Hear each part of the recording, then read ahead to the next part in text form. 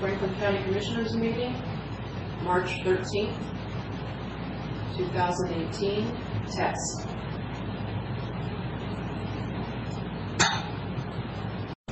Turn the phone off here. Okay. Good morning. Welcome to the Tuesday, March 13th, 2018 regular weekly meeting of the Franklin County Board of Commissioners. We have a little bit longer than the usual schedule this morning, and just note for anybody that's interested in meeting with the board, we always put a couple of opportunities for public comment in the agenda, one toward the front and one toward the end. So with that, we'll move on to business. First item is a call to order and the Pledge of Allegiance. So we are in session now, and if you join me with the pledge. I pledge allegiance to the flag of the United States of America and to the republic for which it stands, one nation, under God, indivisible, with liberty and justice for all.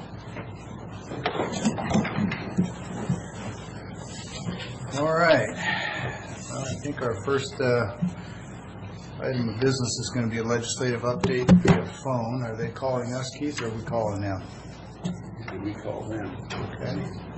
Used to be they called us, but I think it makes more sense with our timing to call them, doesn't it?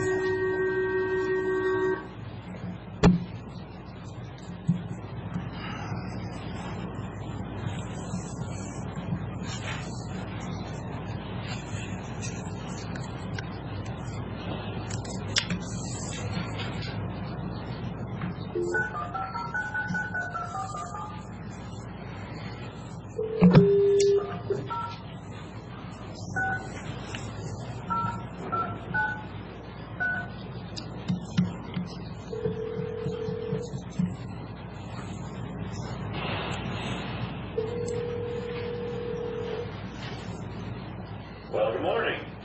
Good morning.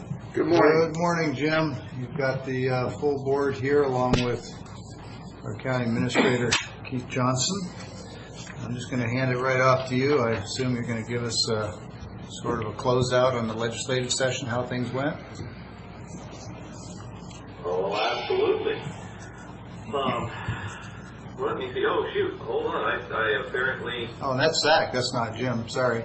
It is. I've got Jim here, but I guess I don't get to merge him in. I'm in Olympia, and he's over in Spokane. Well, if we got you, we don't need him. Don't tell him I said that. All right. Do I have you both? There we go. I'm ready.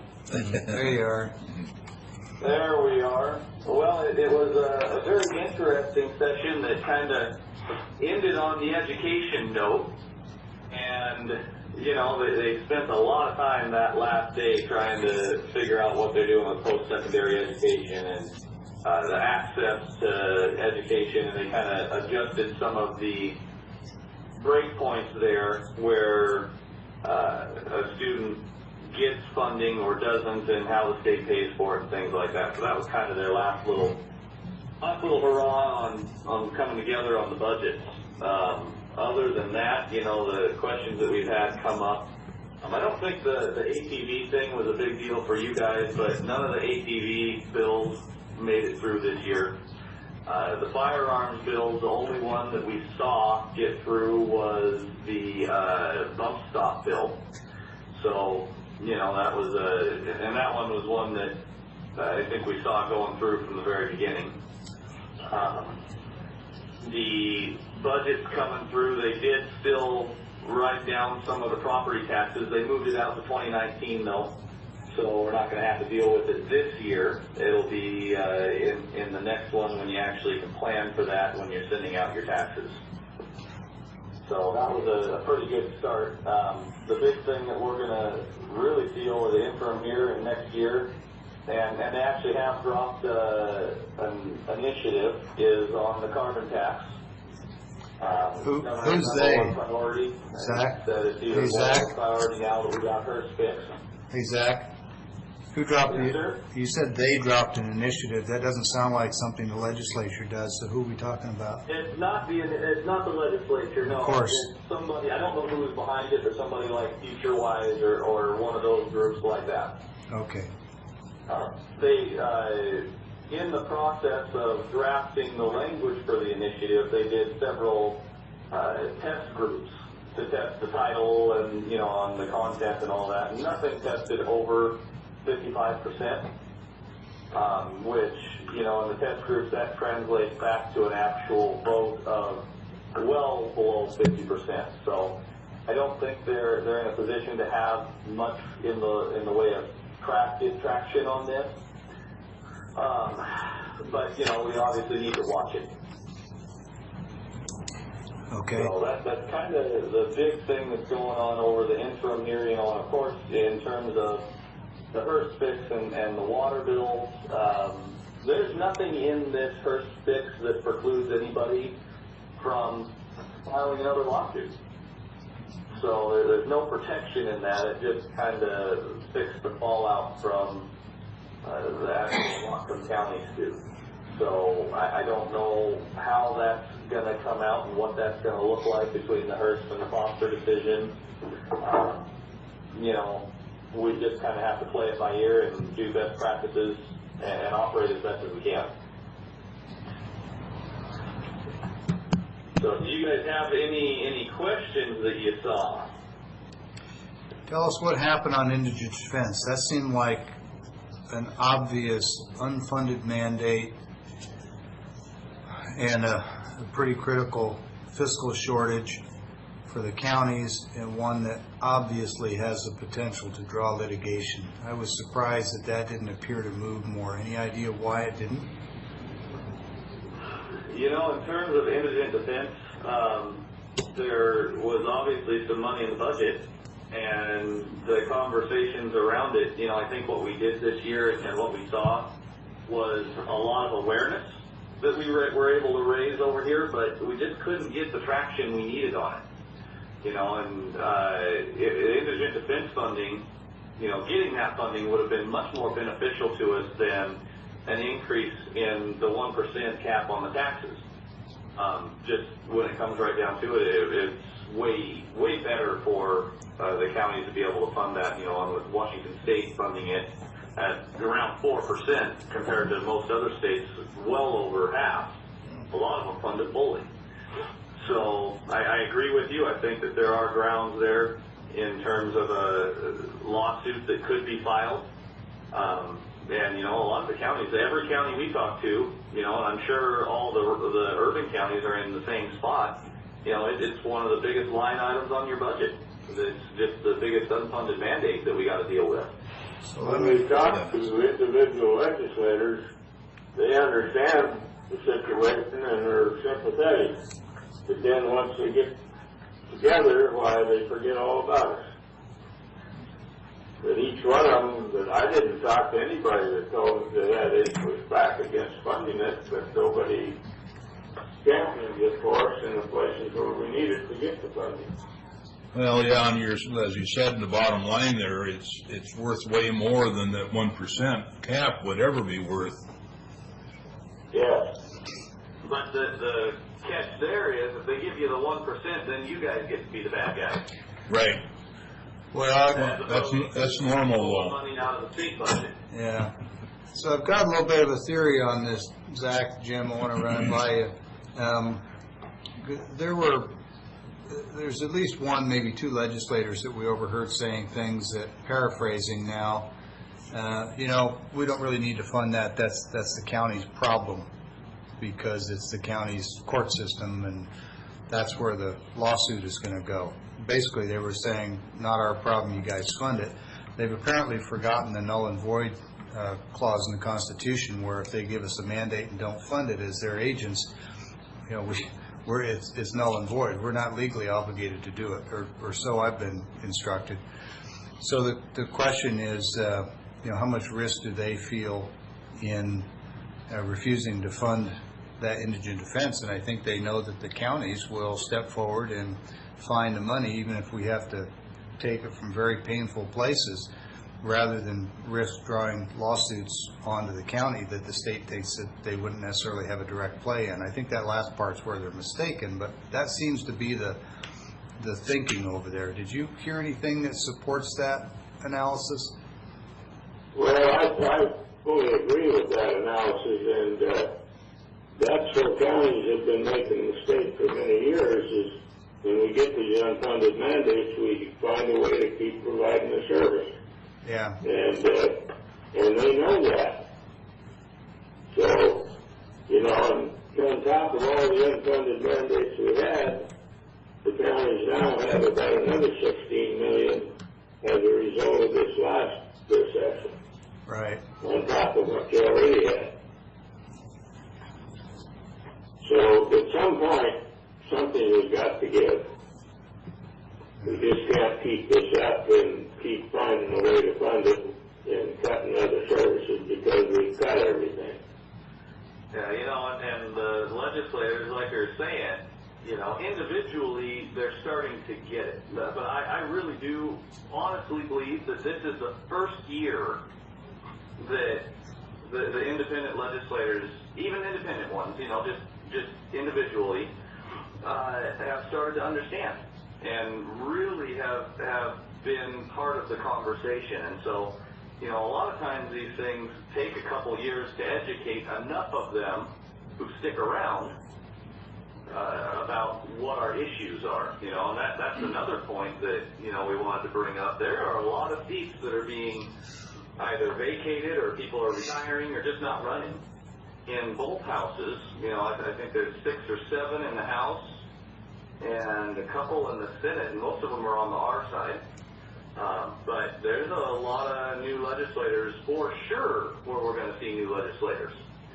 So we're going to have a little bit of a battle next year in educating the new ones, which isn't a problem. I mean, it is new, fresh opinions and ideas and everything, but there is a bit of an education curve there for them. Well, Zach, Catch them up on what we've done. have you noticed that when one of the houses or both suddenly swings to the other party, that you have a lot of folks not running? When it swung to the R side, there were a number of Ds over in the coast who opted not to stick around for what was going to be a painful future. I think we're seeing the same thing. What do you think? Yeah, I think there's a lot of that, and you know, a number of the House R's that are not running, they have been there a long time and always in the minority, and you know, that gets pretty old after a while. Yeah. So I certainly understand why someone that decided to move on. You know, some of them been there as much as I think 14 years. Yeah. Well, it's one thing when you got a house from each party. When both houses go to one party is when I think you see people saying enough already. Yeah. And especially if both houses are the same party as the governor. It makes it really tough. And it makes for very poor legislation when you get that scenario. Amen. We just witnessed that.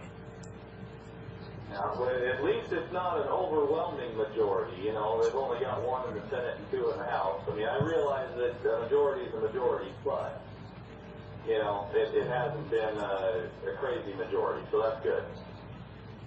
Well, because of that real slim majority, we were able to not get everything the governor wanted, but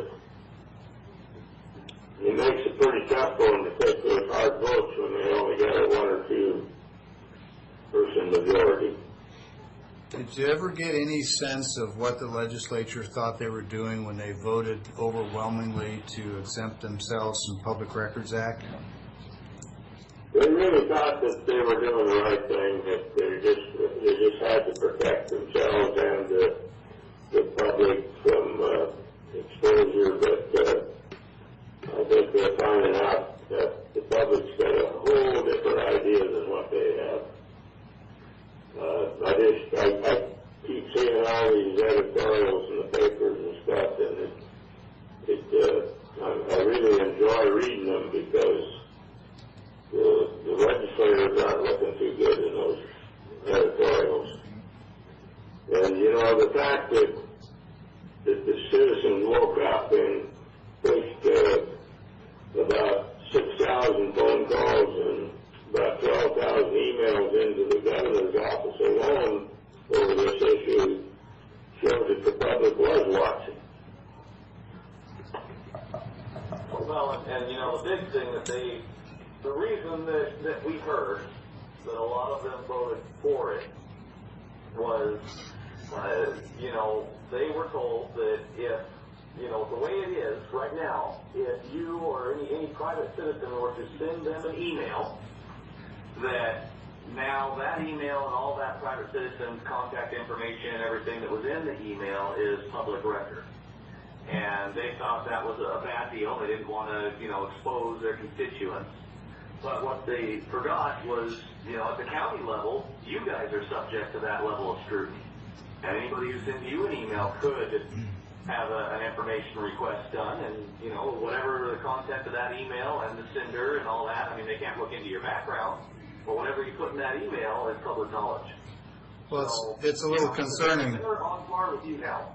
Zach, it's a little concerning that the people that made the law, at least some of them, didn't apparently understand this thing called exemptions for business-sensitive materials or for personal private information.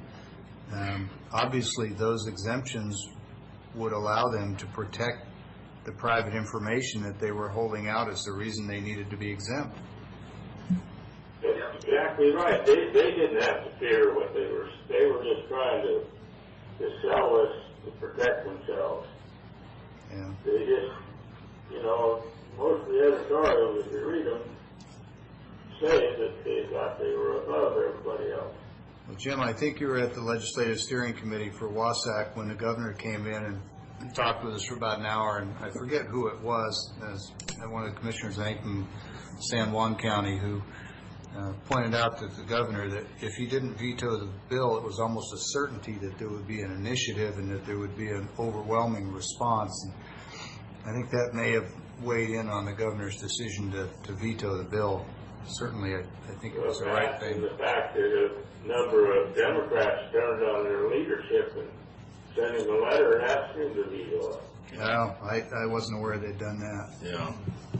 About 40 of them to the House and the Senate. I know a lot of them were on that backward pedaling bicycle the morning after. Oh, yeah, they were getting slammed with the emails and calls, and they didn't like it. Yeah. So, but they didn't tell the leadership they were sending that letter. So, yeah, I think that was an interesting dynamic, too. Well, gentlemen, I hate to cut you short, but we've got to move on to the next one here. Who's next in your queue? Klickitat. Tell them we said hello. No, we did that. All right. Take care, guys. Thanks. Right. Thanks.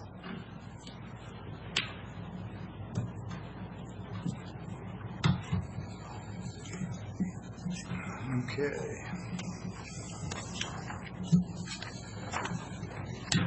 All right. Next on our agenda is presentation from WSU Extension on regional forage programming. And it says Steve Norberg, but isn't it Dr. Norberg? Yes, it is. See, they took them 6 years, but they trained me.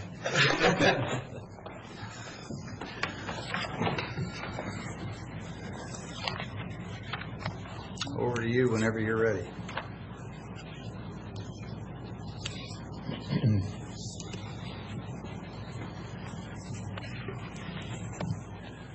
Well, I appreciate the opportunity to come and share with you what we're doing, and it's been an exciting past year since we visited with you. Just to kind of remind you, the three main extension areas that I work in is one is to look at alfalfa variety trials and way that we can improve alfalfa production in the basin here and beyond.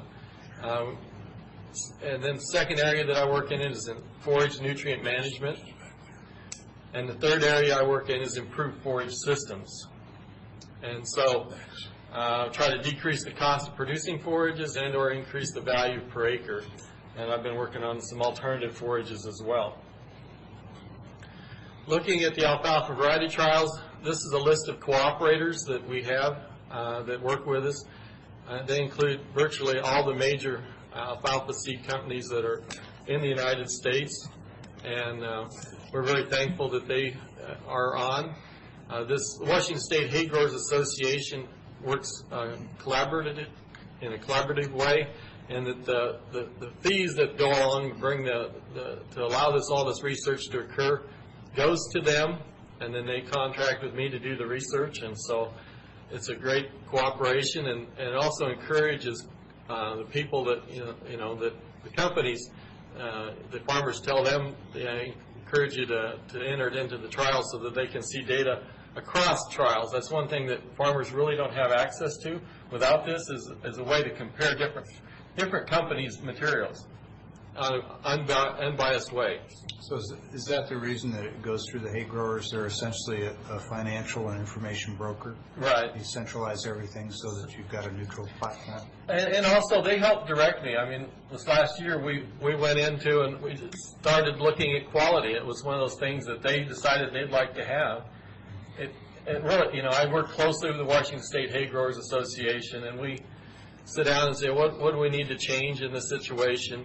And so this last year we have upped the amount of dollars that it requires for the company. This is 2017. They paid $4,000 just to get things started, and then when the next entry forms came out, we asked for $1,100 instead of $800 for all those varieties that are going to have quality done on them. And so we've kind of now switched the burden back on the seed companies, and those entries that they want to see quality and compete with other varieties for quality, we can now see that. So looking at some of the results for what the hay growers did put into that pot, one of the areas that I'm trying to do some extension education is that alfalfa has value from three major areas. One is fiber, one is crude protein, and one is energy. Right now, everything's sold on a relative feed value basis, and really that only is really calculated from fiber. And so what we're trying to do, what I'm trying to do, and the Hay Growers Association have also agreed to it, is to try to help people who are purchasing alfalfa realize that there's value in the fiber that they need to have for their dairy animals. There's crude protein value that's there, and the energy value that's there. And these values were actually calculated from the cost of all feedstuffs in the Pacific Northwest for these areas. So they may be buying some other commodity, but these are the typical, what I'm saying is the numbers to calculate the dollars per maybe I'll go to the next slide, it'd be easier to see. Before you do, what was NEL and what was CD, I think? Or Okay, NEL is net energy for lactation. So okay, and that, NDF? NDF is a neutral detergent fiber. Okay, got it, thanks. And so the fiber value, you can kind of see that. So alfalfa is a very balanced feedstock. You can see that even in value, it's very balanced. Yeah. And so one of the problems we have is that dairy typically their biggest issue is energy, but I don't think they're totally crediting for the crude protein value that's in the alfalfa as well. And so that's one thing that we really see that we're missing. And so trying to go through this and the method that I'm using was Bill Weiss is basically nationally known nutritionist that had come speak to the Western Alfalfa and Forage Alliance, or Forage Conference. And I'm using his method to calculate these values, and I think it brings a lot of credibility to have a high-level nutritionist method to calculate these, and then so this is part of what I'm trying to do. But you can see the top, bottom, average, and bottom are in the variety trials last year, and so you can kind of see the value there ranged from top to bottom, $42 a ton, and this is just for first cutting.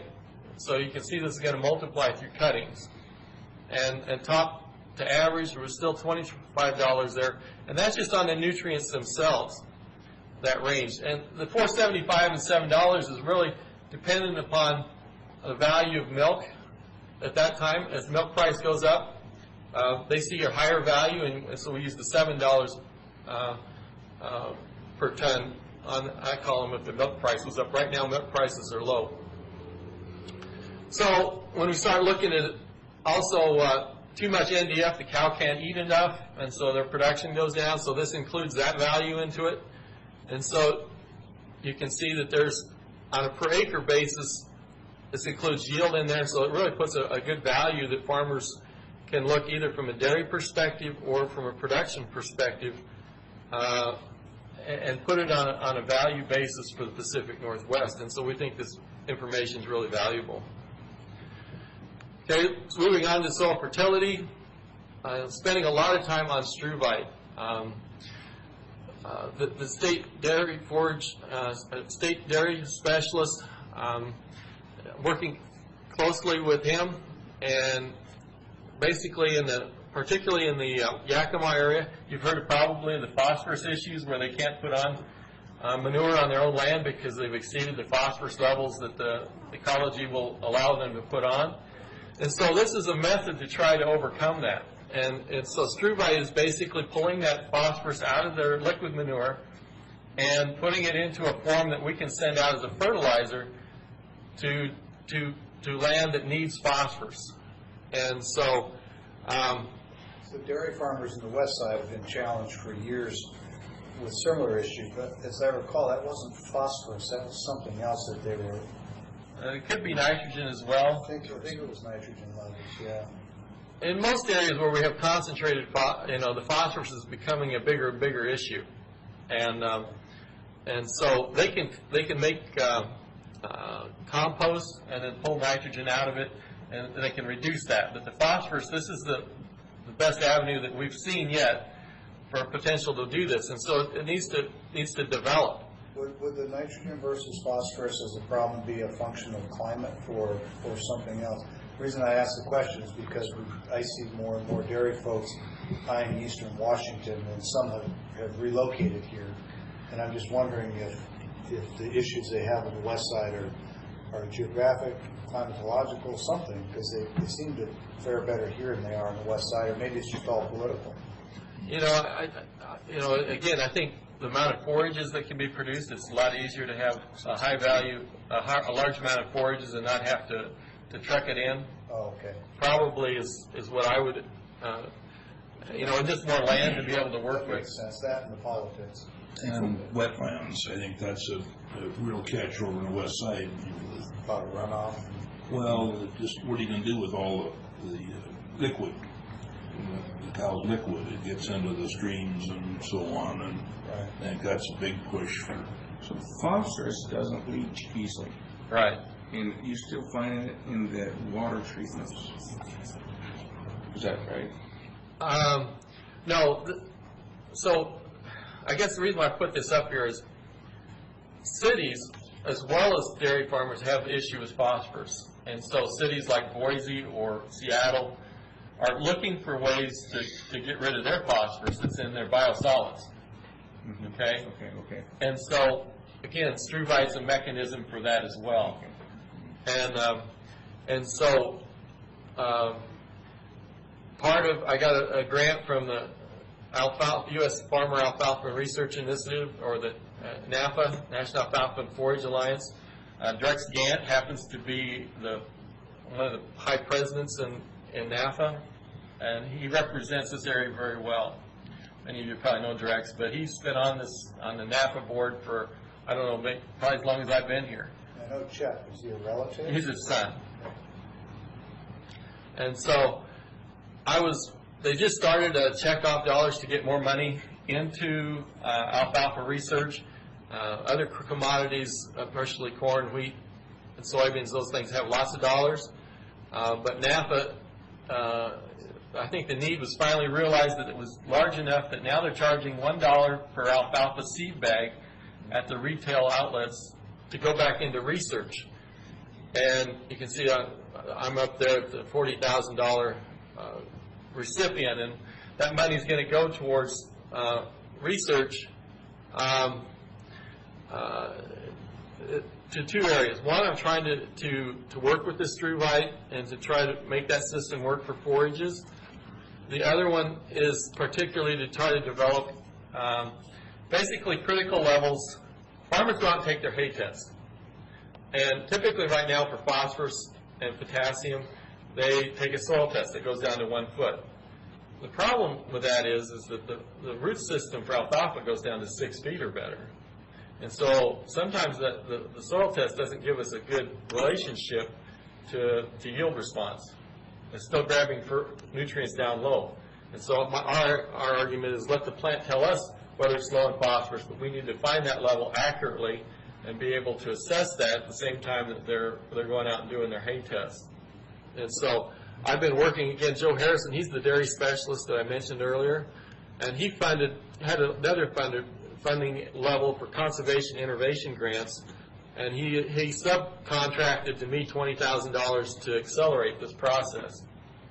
And Joe is basically in charge of this. This is the mobile nutrient recovery system that's going to be traveling to dairies around the area. Right now it's concentrating in Yakima.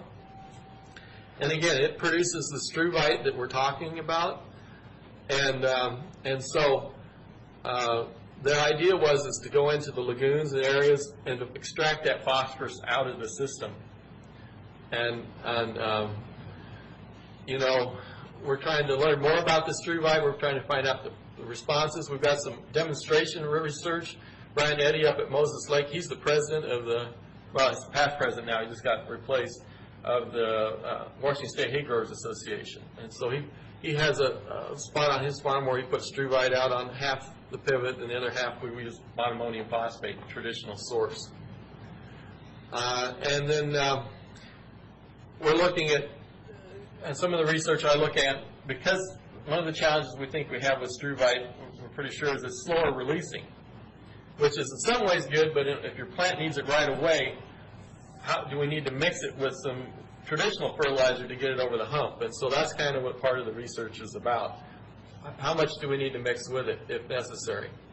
So this is what struvite looks like. I actually brought a little sample of it to pass around. It's non-acidic. It's very fine, like sand. And so that's kind of what it looks like. Struvite, as you can see there, is about 29% phosphorus, 5% nitrogen, has a pH of 8.5.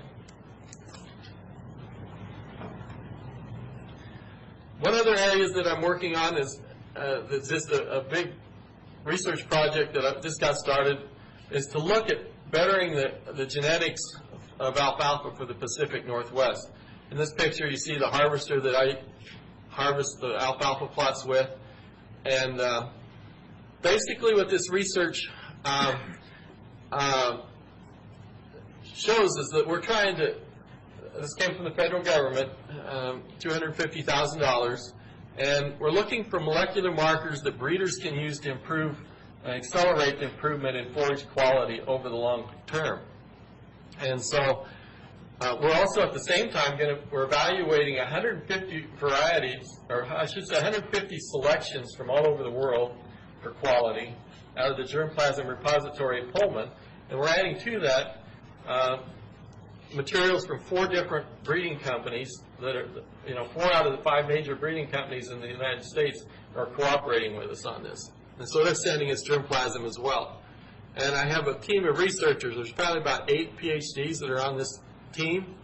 And I've got a statistician that just joined us from Florida that's helping, because this work that we're doing requires some high-level statistics. So we've got some good things going on.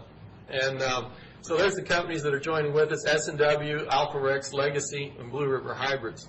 The only one we're missing there is Forage Genetics. And it would have been nice to have them in there, but they decided to decline this time. So that's just going to get planted this spring. And so with that, that's kind of a quick overview.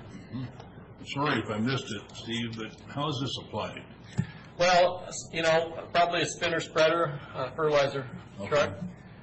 And as it is, or as it is, incorporated with anything, or just? I think probably as fine as it is, it would separate out from other fertilizers, and so I think you're going to have to do a separate application.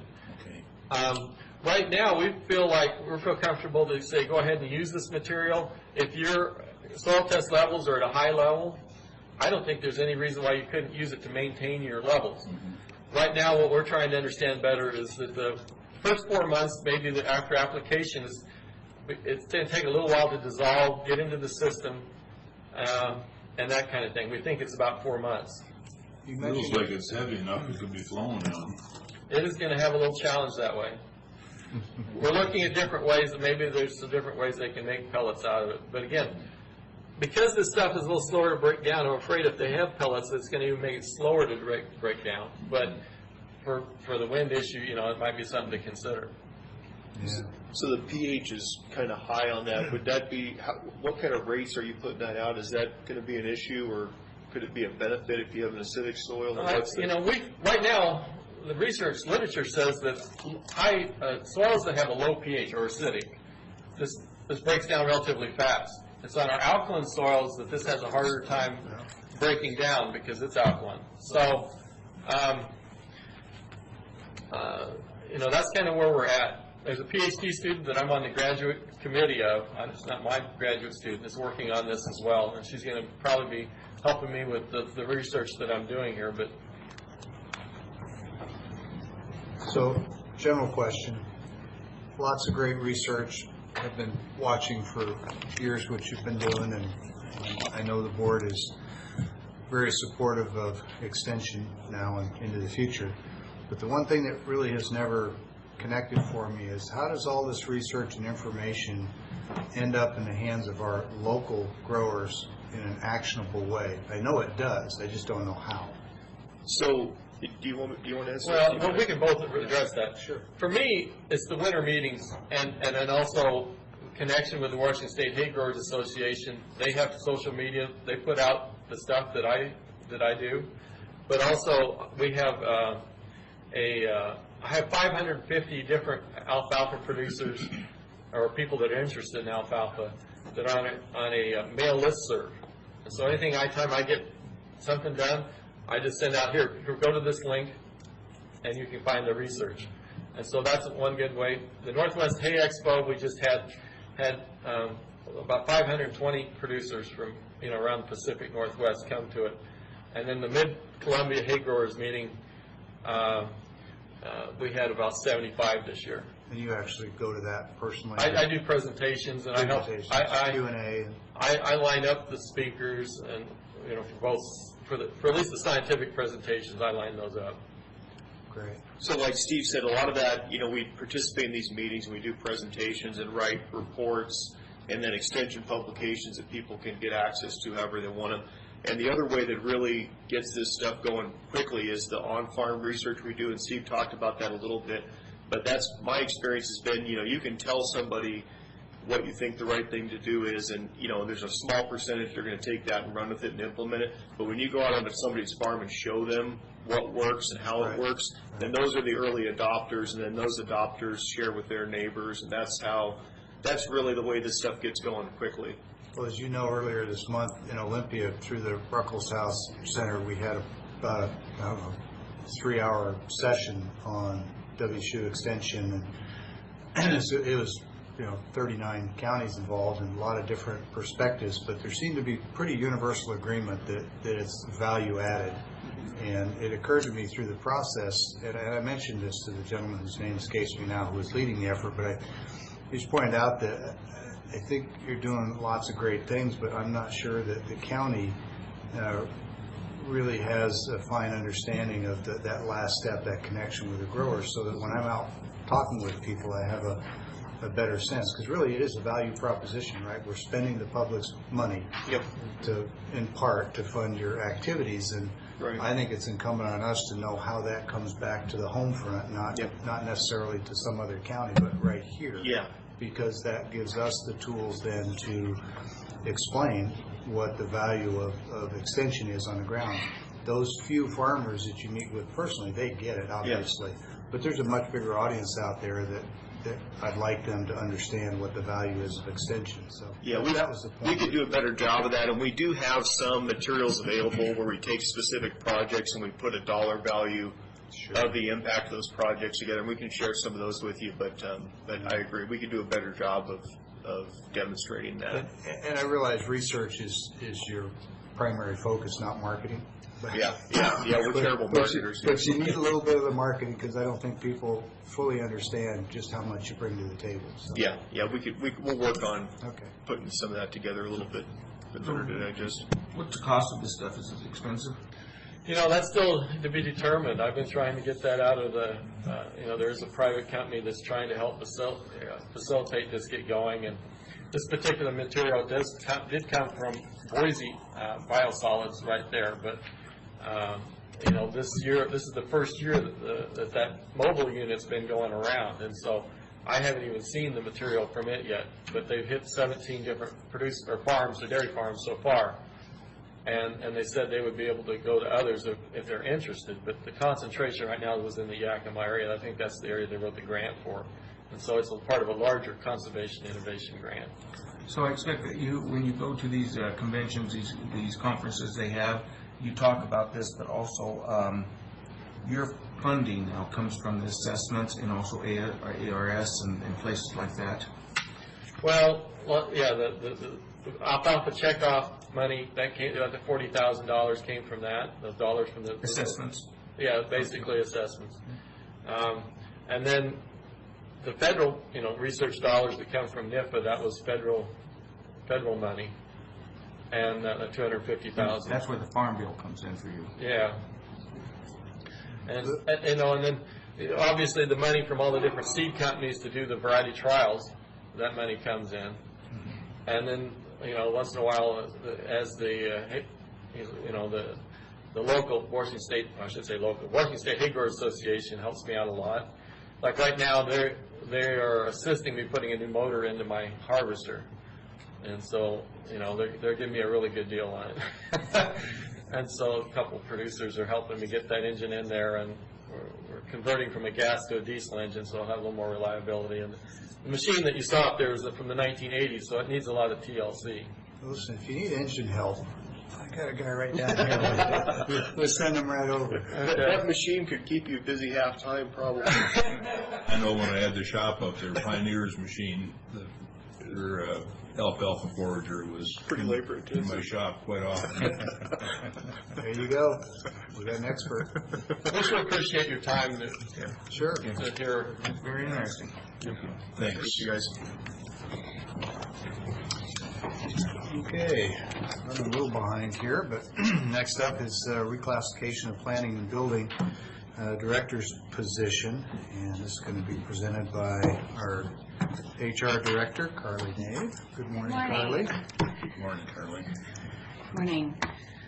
Today I'm here on behalf of the Planning and Building Director with a request to reclassify the Public Works Director. So I'm here on behalf of... I thought so. Yeah, with a request to reclassify the Planning and Building Director position. As the board is aware, that position is currently vacant. And it has been a challenge to recruit for the position in the past. So Matt Mahoney had asked me to do a compensation evaluation, and based on the current compensation structure in the county and the market analysis, the recommendation, the request for today is to reclassify that position to a grade 21 from the grade 20 that it is currently at. We feel this will position us a little bit better in the market when we advertise the position to hopefully get us a good flow of qualified applicants for the position. So I think everybody's had a chance to read the read-aheads. Maybe we can go right to questions. I've got one, but I'll defer to the other commissioners first. I think Carly did an excellent job with the read-ahead. Everything was Well, I think it very went forward. And I think it's very understandable that this is something that needs to be done because of the nearly how hard it is to find the director. So I really have no questions over here. So Carly, in your read-ahead in the background, first sentence of the third paragraph says the grade 21 is low within the market on the top end. I just want to be sure I'm reading that correctly. What you're saying is that grade 21, like all the grades, has a high and a low end.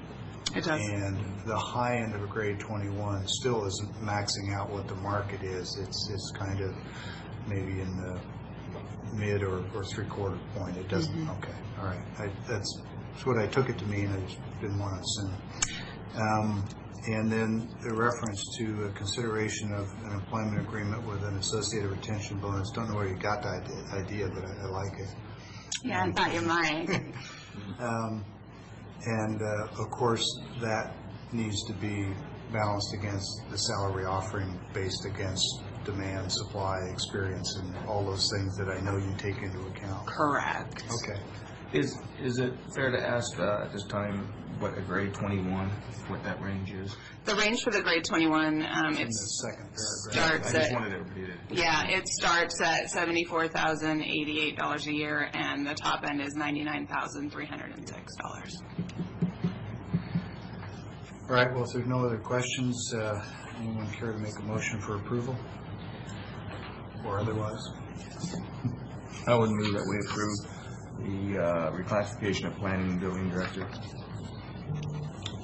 Second, it looks like it is Resolution 2018-069. Yep, okay, so we have a motion and a second for approval, Resolution 2018-069 as presented. Last call for comments or questions. Hearing none, all in favor, please say aye. Aye. Okay, Carly, thank you. Nice work as usual. Thank you. Makes it easy for us. I tried. Okay, next item is a Public Works major equipment purchase. I think I saw Mr. Mahoney here. Matt, come on up. This too was all summarized in the read-ahead, and so I'll spare you the agony of going through all the explanation. I do have one or two questions. Again, I'll see if the board has any before I ask mine. Good. Any questions, gentlemen? No, this is pretty good. No. As we've seen before. Okay. So, in the fiscal impact of the read-ahead, it notes that the payment or cost in 18 is, and this is a lease purchase, is 0. And that's, if I'm reading it right, we're making our first payment with a trade-in of an existing used grader, right? That is correct. Okay, so that answers that piece, and that's what it says. But again, I didn't want to assume. I want to be sure I was reading that right. And then when we get to the back end of the deal, there's a final payment that would be due in 2022 of $195,000, and that's going to be eliminated, resolved, zeroed out is probably a better way to say it, by the trade-in of this motor grader.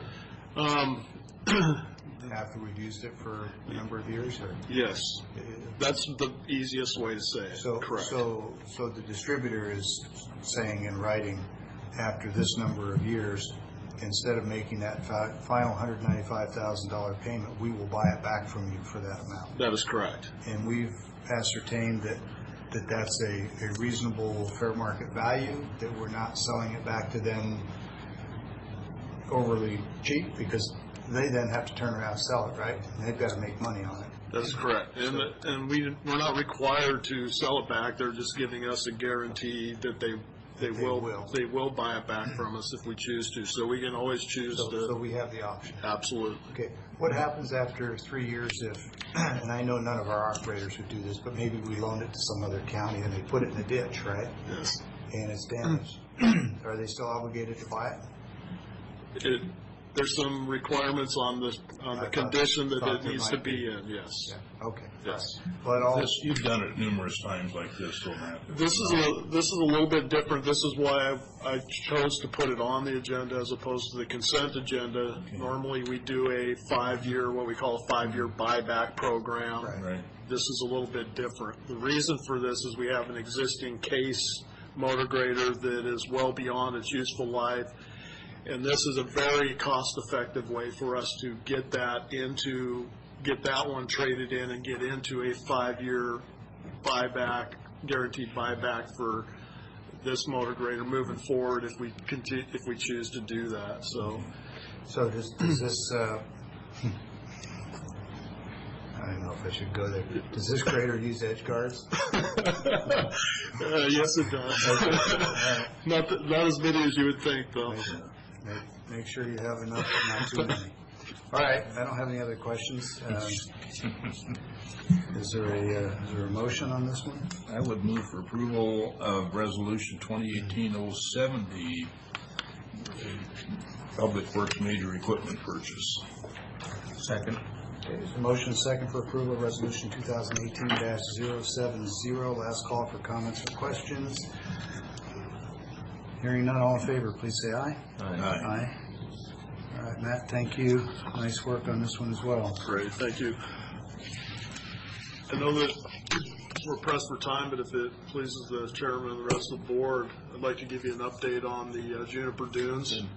Any objection to that? Yeah, please do. Please do. We have been given word that the last parcel or parcels owner, they have agreed to the offer from the county, and we should be seeing those papers coming back from Chicago shortly, and getting that done. That will then put us right into the point where we can get the construction plans finalized with the federal agencies and move forward for construction. So pretty exciting time, I felt like. How long do you think that'd take before construction starts? We just completed our final review of the plans, so we feel we're at what we would consider 99% complete with construction plans. So we would be looking to go out to bid as soon as possible. It would be contingent on getting, of course, the final approval from the federal agencies, the Bureau. And that can be quick, and sometimes it can take a long time. Depends on how busy they are. Yes. So, Matt, while they're signing those, I want to ask, excuse me, how has the process gone with local citizens in terms of getting easements and purchasing right-of-ways, and has that been, peaceful and cooperative, or have there been challenges, or is it just sort of like it usually is? Pretty typical. For this project, I think it's gone pretty well. Pretty well. Yeah, considering really the complexity of the project and the impacts, it's gone really well. So, well, I know in past cases, it's been necessary to pay the cost of relocating irrigation systems and fencing issues and a lot of things. That just curious if this was running about average or a little more difficult, a little easier. Sounds like about average. Yeah, from that standpoint, I think cost to cures, it's been about average, trying to figure all of that out. Do we have anybody out there that is unhappy or dissatisfied? Any of those landowners? Everybody on board now? Yes. Okay, good. How many parcels or owners, I should say, not necessarily parcels, did we have to work with on that? Really, not counting the federal government, there was 2 different owners. Okay. One was Premier Partners, and I believe the other were some of our wheat farmer friends out there that we're probably all familiar with now. Right.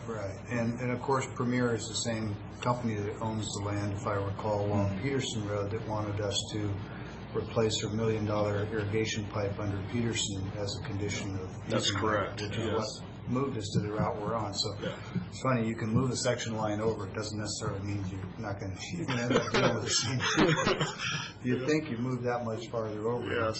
But anyway, I'm glad that worked out. Thanks for all your effort to get that done. I know there's a lot of people in the community that are anxious to see that road. Yeah, we are too. Including myself. And yes. A lot of new antique Land Cruisers, so we'll see you out there. Okay. Thanks, Matt. Great, thank you. All right, next item on today's agenda is a subdivision plat. This is Lane Vineyard Estates, and this is going to be presented by Nicole Stickney, who, bless her, has been staying with us in the absence of a planning director. I'm sure she realizes how valuable her services are, but on behalf of the board, I want to thank you for sticking with us because we need the help. And by the way, we've just increased the grade on the position. Just an observation is all. Okay, over to you. Thank you, Mr. Chairman. Good morning, Commissioners. This morning we have for you a closed record hearing on preliminary approval of subdivision 2017-04, Lane's Vineyard Estates. Before I begin, there were a number of attachments that I referenced in the agenda summary report, items 2 through 5. They are not on the website, I noticed this morning, so I fear that you did not receive those. I brought copies. We did receive them. You did as get the commissioners. papers? Okay, So it'd be nice to, as long as you've Okay. killed a couple of trees here. There's also a Use them. packet in the back. Okay, so you're saying that you did view those attachments. Is that correct? Okay, good. A couple. Okay, so this preliminary plat approval is for an area encompassing 10.31 acres. The proposal is for 17 single-family lots that would be connected with municipal water and sewer by the city of Pasco. The zoning is RS20, and there's also an overlay airport safety compatibility district overlaid on that area, and so this is in the zone 2 of that overlay zoning district. The land is at the intersection of Warnett Road and Road 40. The current address is 4001 West Warnett Road. Wanted to let you know that we fulfilled all of our public notification procedures on this to include a SEPA threshold determination of an MDNS, mitigated determination of non-significance, was issued on January 8th, and there were no appeals to that. And then a open record public hearing was held at the regular Planning Commission meeting in February, where they made a recommendation of approval based on their written findings of fact and proposed conditions of approval, and there were no appeals. Those are often unanimous recommendations. Was this one unanimous? Yes, it was. Okay. I do want to highlight with the SEPA MDNS that these were not mitigation measures imposed upon the applicant. Rather, the applicant, in their application, has proposed voluntary mitigation measures. And those are provision of fees that would be provided for each of the lots upon development for transportation, parks and recreation, and schools. And the fees would go to City of Pasco for transportation impacts, because this is in the urban growth area. A portion of the Parks and Recreation fee would go to the county, and a balance going, or a remainder going to City of Pasco, and then the school impact fees would be paid to the school via a mitigation agreement that would be finalized before the final plating process is completed. And on the last one, Yes. in the documents, because we're going to do a hearing, I think I'll go ahead and wait, let you finish. I'll do these questions later. Okay, so in summary, we've assessed this application for compliance with our zoning regulations and our subdivision regulations. We have prepared findings which the Planning Commission has adopted regarding basic health, safety, and welfare items and those standards.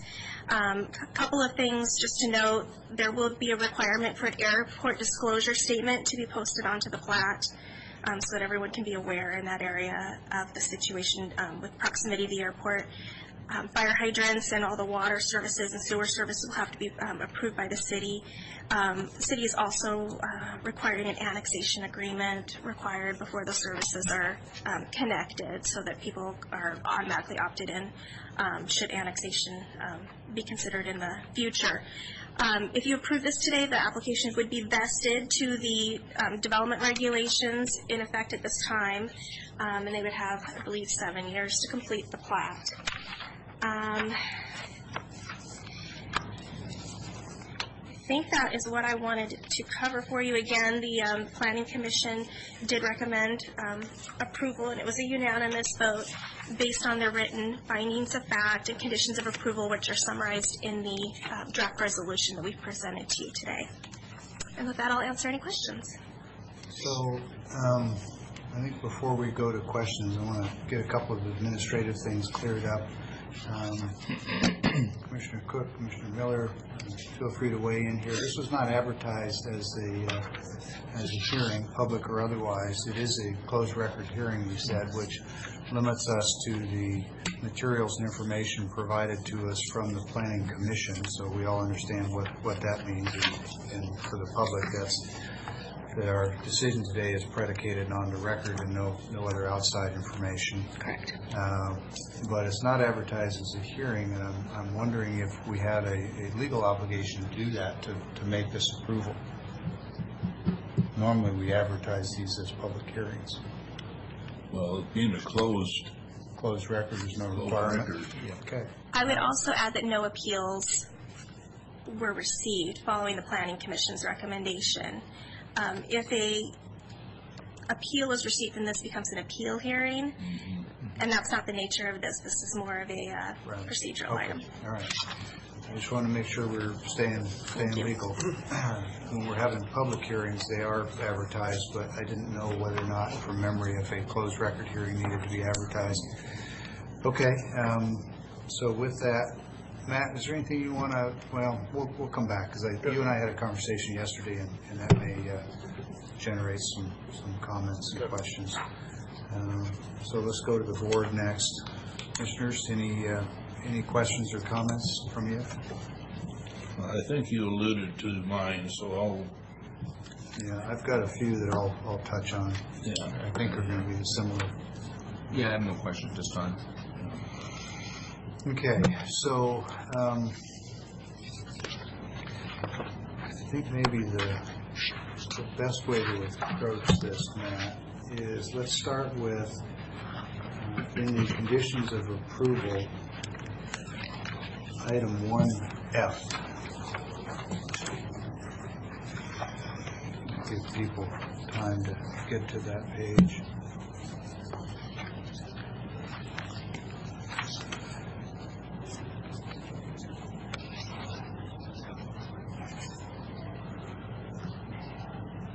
So we've had some discussion in the past, much of it probably driven by my questions having to do with parking in subdivisions that we approve, and whether we allow parking on one side or both sides or no sides, whether the developer makes that decision or the county makes that decision, and recognizing that it has the potential to impact developer costs, it has the potential to impact the value of homes on one side of the street versus other based on where the parking is, has the potential for safety. So there's a whole lot of implications there, and what I would appreciate you doing is speaking to item 1F. The first part of it, I think, makes good sense, that it shall comply with, the development shall comply with our comprehensive parking ordinance, and that's fine. It's the second part where it says, except that provisions for on-street parking on one side of county roads will not be permitted. So if you just sort of explain for me what we're doing here and why that except statement is in there. I think what we're doing here is we're overthinking is what we're doing. Oh, okay. In my mind, the exception that is put there does not need to be there. We have our design standards for roads and for the transportation facilities, and we have a parking ordinance that's already in place.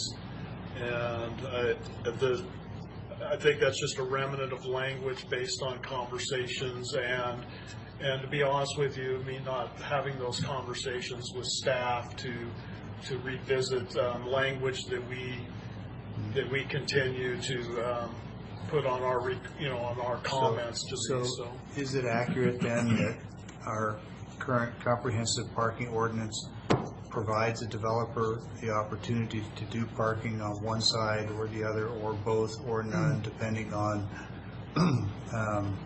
I'm assuming street width and complying with other county requirements.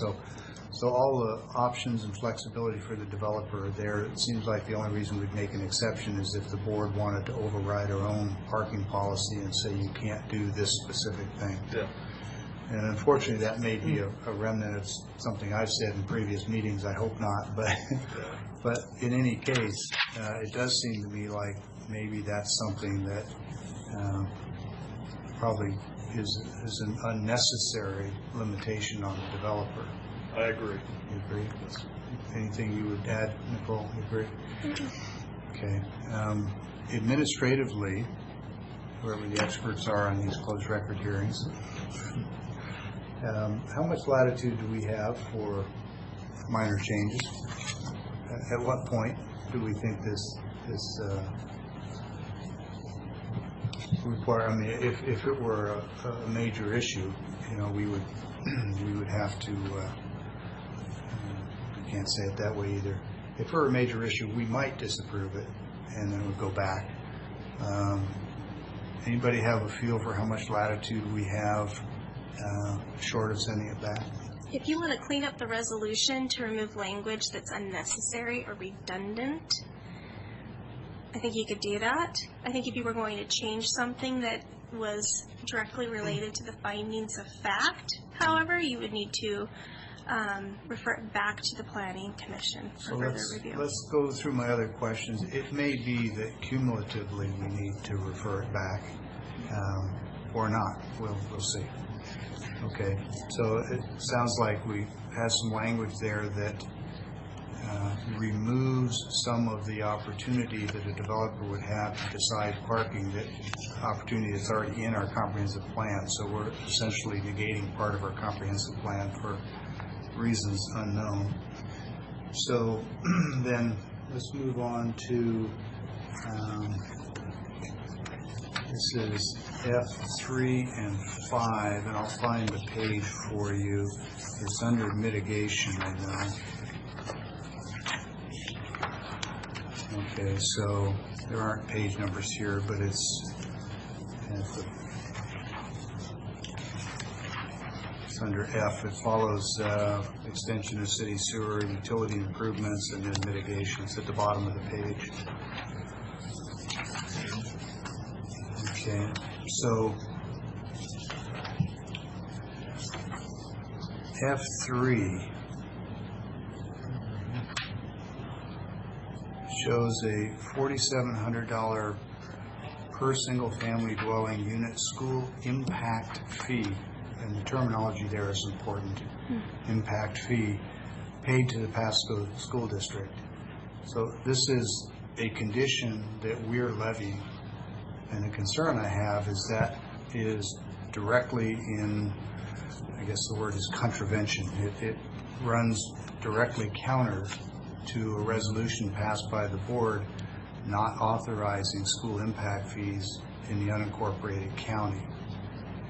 Does that situation change in any way because it's in the UGA, even though it's still in the unincorporated county? My understanding is that it does not, and that this language is in conflict with our resolution declining to invoke impact fees. And let me go to 5, and then we'll come back to 3, because 5 is connected to 3. 5 says that a copy of a development agreement, in this case I've read it, it is a development agreement between the school district and the developer. The county is not a participant to that agreement. So it says a copy of that agreement as executed with the Pasco School District, it doesn't say by whom, but in this case we know it's the developer in the school district, will be required. So now we, the county, are making this requirement prior to final plat approval. So we're saying, developer, if you don't execute this agreement with the school district to pay them these fees, what they've called impact fees, then we won't approve your plat. Yet again, we have a resolution saying no school impact fees in Franklin County. And then it says, it goes on to say that this letter shall be submitted to the County Planning and Building Department for the file. So now we're taking their agreement, which runs counter to our own resolution, and making it part of the official record and using it as a basis for approving the plat. So I'll say this as tactfully as I can, but it is clear that the school district is not pleased with the fact that we are unwilling to collect impact fees for them, and that we haven't approved them in the county. And this appears to be, let's give them the benefit of the doubt, say a well-intended effort to find a lawful way to collect those fees. And so they meet with developers, and the language in the letter says that the developer is voluntarily doing this. Now I'll note that the SEPA, State Environmental Policy Act review, resulted in a mitigated determination of non-significance. And part of that mitigation to get that SEPA through, I believe, is the school fees. Now, if the developer is, voluntarily willing to do this, then that's between the developer and the school district. But where I have a problem is that when we make it a condition of approval, and when we incorporate their agreement and documents in our records as part of the approval process, then we're condoning and supporting and reinforcing that activity. And then in the I think it's the letter itself. And Matt, correct me if I'm wrong, maybe it's, I'd have to find it. There is a reference that says that that fee shall be paid to the county at the time of permitting. Now, maybe I'm remembering it wrong. Maybe it doesn't say specifically to the county. So why don't we take a minute and find that language, Matt? I think it may be in the supplemental documents. Yeah, what it says is that the trigger is when they apply for a building permit, so that could have led to that. But it does in fact say that the payment would be made to the school district. Okay, so it's in this letter, right? Well, that's the letter that came in with the SEPA checklist. Okay. And then it says the fees outlined above would be made payable directly to the Pasco School District and would not be collected by Franklin County. Okay, so They're going to have their own private agreement on the side.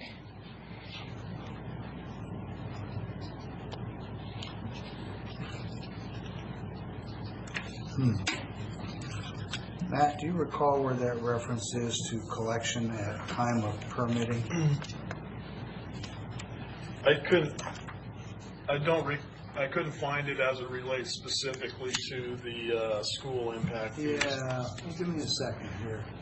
It's in the January 22nd, 2018 letter. May I answer that question? Certainly, I'm still going to find the letter, but go ahead. I'm looking at the school mitigation agreement, which is draft. It's not executed. And on page 2 of the agreement. To which the county is not a party. Correct. So it doesn't really. But this is where it has some detail. Okay. It does say under number 5 under the agreement, it says the developer agrees that payment of the mitigation payment for each lot in the project shall be due at the time the building permit is issued for the lot. Right. So they're just trying to recognize that there has to be a time set when that money is due, and that's when they want to collect it. But it still keeps the county out of the picture. I understand the intent, and I agree. It is a timing issue. So it's the January 22nd, 2018 letter to Lauren Wiltsey, Planning and Building Department, and this is from Randy Nonemaker, the Executive Director of Operations, Pasco School District. And then the very tail end of that letter, the last full paragraph, says, consistent with the applicant's letter in the SEPA file dated December 14th, and that is the letter in which it is talking about the agreement between the developer and the school district, right? So it's consistent with that letter. We, the school district, request that this condition be applied to the project. So now the school district is asking the county to apply this as a condition to the project, and that's where F3 came from, where it says that a $4,700 single-family dwelling unit school impact fee paid to the school district is a condition of approval. And that's where I think we have a problem. So to finish that sentence, request that this condition be applied to the project in a manner that would include a school mitigation agreement recorded on title requiring the payment of the per unit school mitigation fee at building permit issuance. Now, I'm glad I corrected myself, because I said I didn't recall it saying that it would be paid to the county, and it does speak to the timing. Enclosed, please find a proposed form of school mitigation agreement for that purpose. They want us to include this agreement as a binding part of the record that we record with the county, and they've included a school impact fee, and again, the terminology here is not mitigation fee, it's impact fee, and it's as a condition of approval. So I don't think it's lawful. I think we violate our own resolution, and I think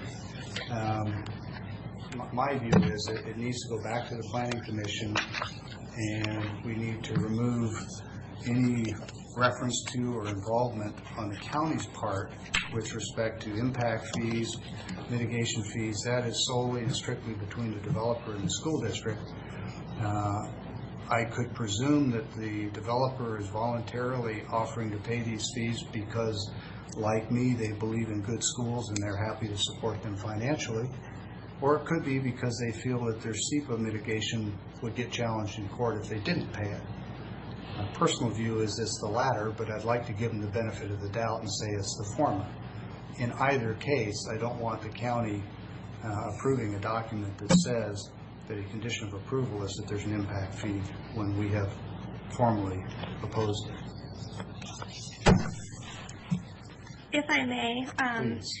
items F3 and 5 that you're talking about, it really should not say impact fee. So that was a mistake, and I apologize for that. We really do need to call this a mitigation fee, and that's how we presented it to the Planning Commission, although I recognize that we had that language in there. So as a remedy, I would propose that we replace the discussion of impact fee and instead call it mitigation fee. And it is important as a technical note because the county does not have an impact fee ordinance. And let me just speak to that. Even if you change it to mitigation fee, I think it's still a problem, because that is a private, separate agreement between the school district and the developer. Now, if the school district wants to say that that $4,700 is necessary for them not to challenge the SEPA, then I think we'd probably run it by our civil attorneys and ask if that clears the way. I still think that it is an item that is improperly located in the conditions of approval.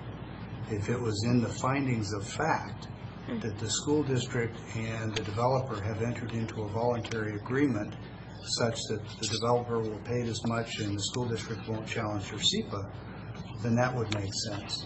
But as a condition of approval, it's still, I think, legally problematic. So if I may, the reason why we have put it in a condition of approval is because there was a SEPA determination made. Right. And that's, we have an obligation under SEPA, acting as lead agency in this situation where there are other parties that have jurisdiction. Mostly the city, because they're providing a permitted item, which is that connection to utilities. The backstory on this is that there was an original proposal.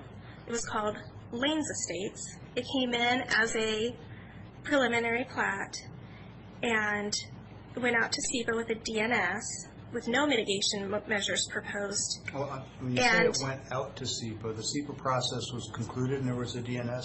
There was a DNS issued by the county of a determination of non-significance for an original checklist. Again, that was a different project. Right. But the outcome was that the city of Pasco assumed lead agency status and said that they were going to require an EIS, and so it got dumped at that time. And are we still within the closed record information? I'm just telling you the backstory about a different permit. So it doesn't have bearing on this one, but that is the full story of why this SEPA came in as it did. Okay. I understand how it happened, and it's very complex. There are some subtleties, but in this case, I think, you know, if you want to put in the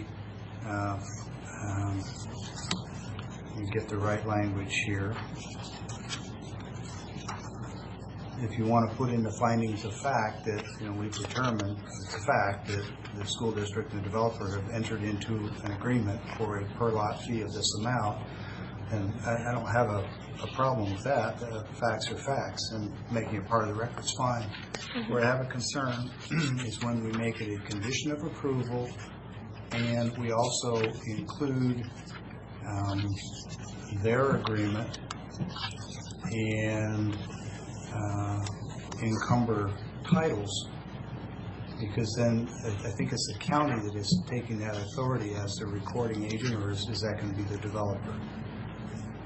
I suppose the developer can record what they want, they bring it to the county, and that's a legal question I'm not probably competent to answer, and I don't think it really is something we have to dig into, because whether it gets recorded with the plat or not, as long as we're not calling an impact fee, as long as it's not a condition of approval, then I think we could certainly consider it informational.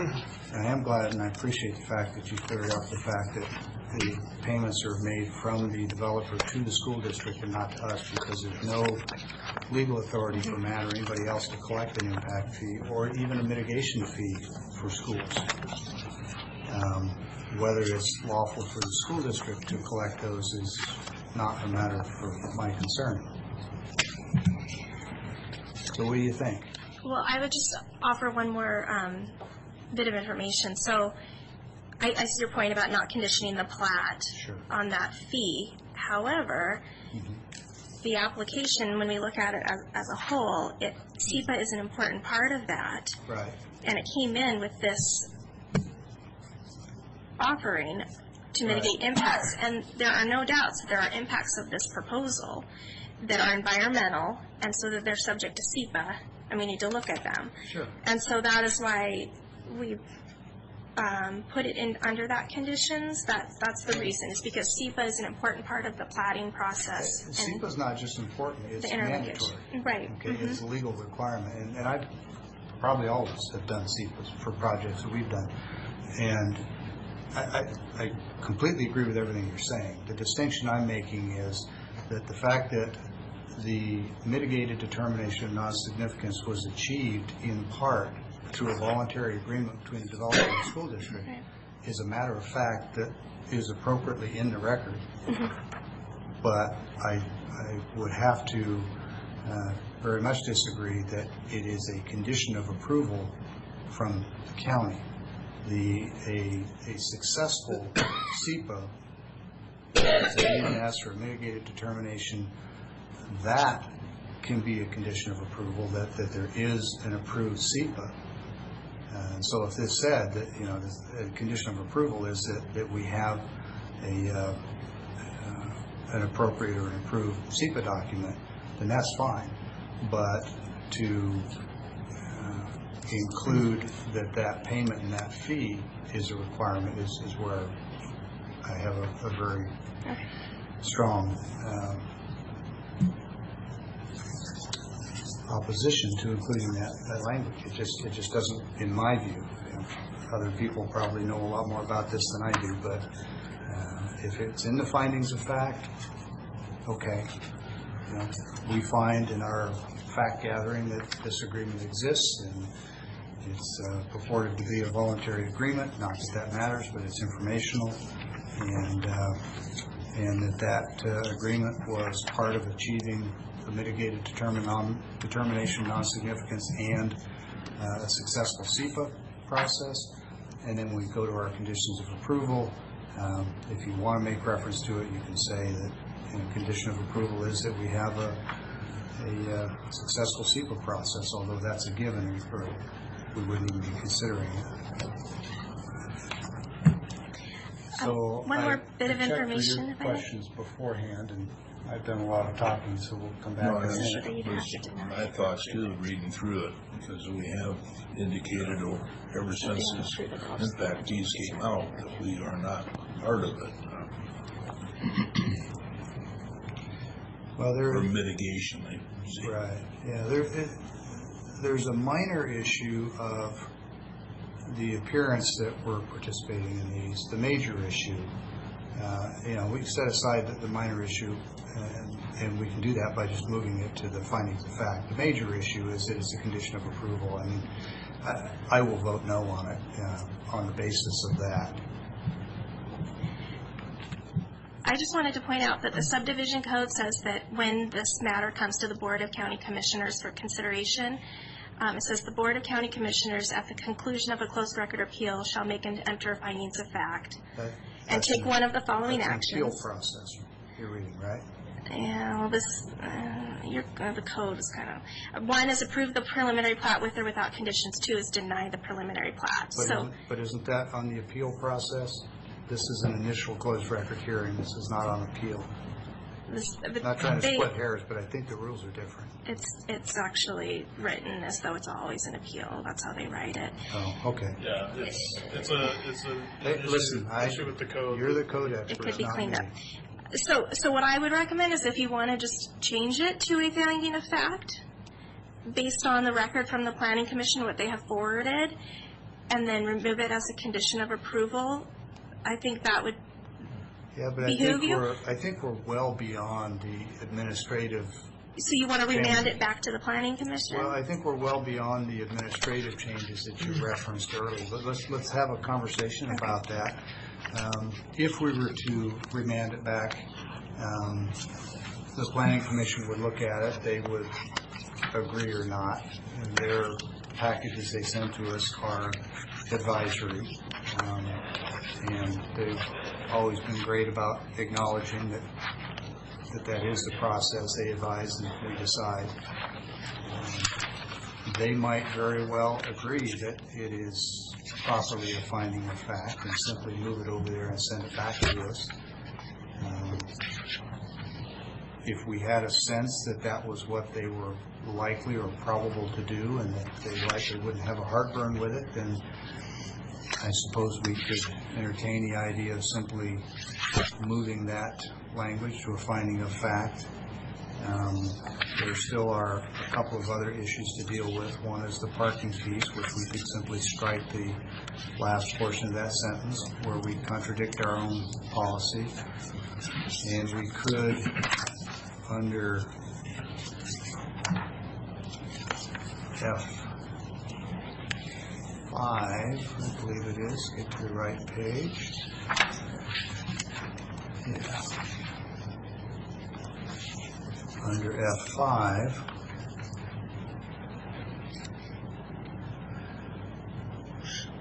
and this is requiring that a copy of the development agreement will be required prior to final plat approval.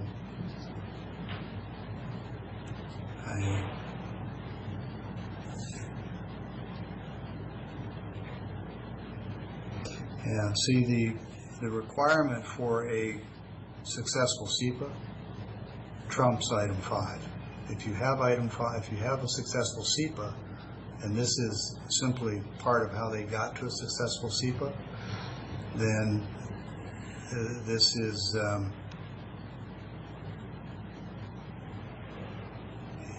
it's, in my view, completely unnecessary as a condition of approval.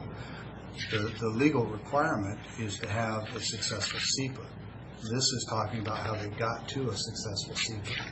If you're going to require this, then you would require also including the documents for the park mitigation and the road mitigation, because those also were part of getting to a successful SEPA. But you're not including those specifically in the conditions of approval. My suspicion, my belief is that this is called out specifically to add credence and support for the school mitigation fee. So I see no reason for 5 at all, and I think 3 goes into findings of fact. And with those 2 changes and striking that piece of language out of the parking piece, then I think my concerns would be addressed. I won't speak for the other commissioners, but I suspect they share some of those same concerns.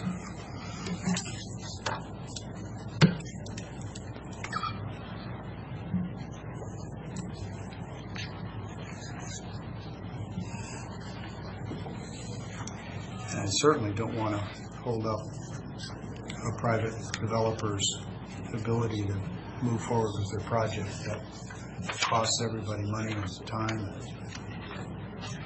Well, that was my concern, is holding anything up. A lot of times it's things planned out. Well, and that's my reason for being willing to amend this document, even though I'm not 100% certain that we have that much latitude. If the board is comfortable with it and would prefer to do that in lieu of remanding it back, I could support that. What was that last issue you had? 5? Was The it last issue is 5. 5?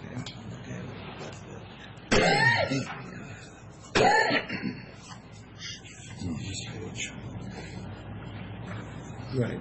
Okay. Can I ask a question? Oh, please, I'm sorry. Are you equally concerned with the payments to the city of Pasco for traffic impacts, park? No, because those are established fees by city council resolution and already a matter of city ordinance, city law. Whereas impact fees and school impact fees and school mitigation fees are not. In fact, they've been decidedly disapproved by this board. So then maybe my question to Matt and Nicole is, would removing the school mitigation fees as a condition of approval and adding those to the findings of fact change the position of either the developer or the school district with respect to the application? I was just kind of having a side with Nicole. It raises some very difficult questions, all of this, from the standpoint of when any of us submit a project to go to any approving agency, we do these things to make the project. We do self-imposed mitigation in some cases to make the project more palatable, and the project then gets approved based on all of the information, including the concessions that we made coming in as an applicant. The question is what do you have in place to ensure that all of those things occur for it to be a successful, and where does that go? So, and forgive me, but I want to put a fine point on that because I think you're touching on a good issue. The agreement between the developer and the school district to voluntarily pay those fees, call them what you want, impact fees, mitigation fees, whatever, are, and the document is in here. It looks like a written, legal, binding document signed. I think it's even notarized. That's between the school district and the developer, and that's what yielded the successful SEPA process. And so we would be making our decision based on the fact that the SEPA came through without challenge. The basis that the school district uses for challenging or not challenging that SEPA is their business, not ours. No, and so, well, but where it sounded like you were going is that that perhaps we needed to include the background on how the SEPA got approved to give strength and enforceability to it. And I'm taking the opposite position, and maybe I'm misunderstanding what you said, but to me that's the distinction and the important point, is that we have an approved SEPA that wasn't challenged.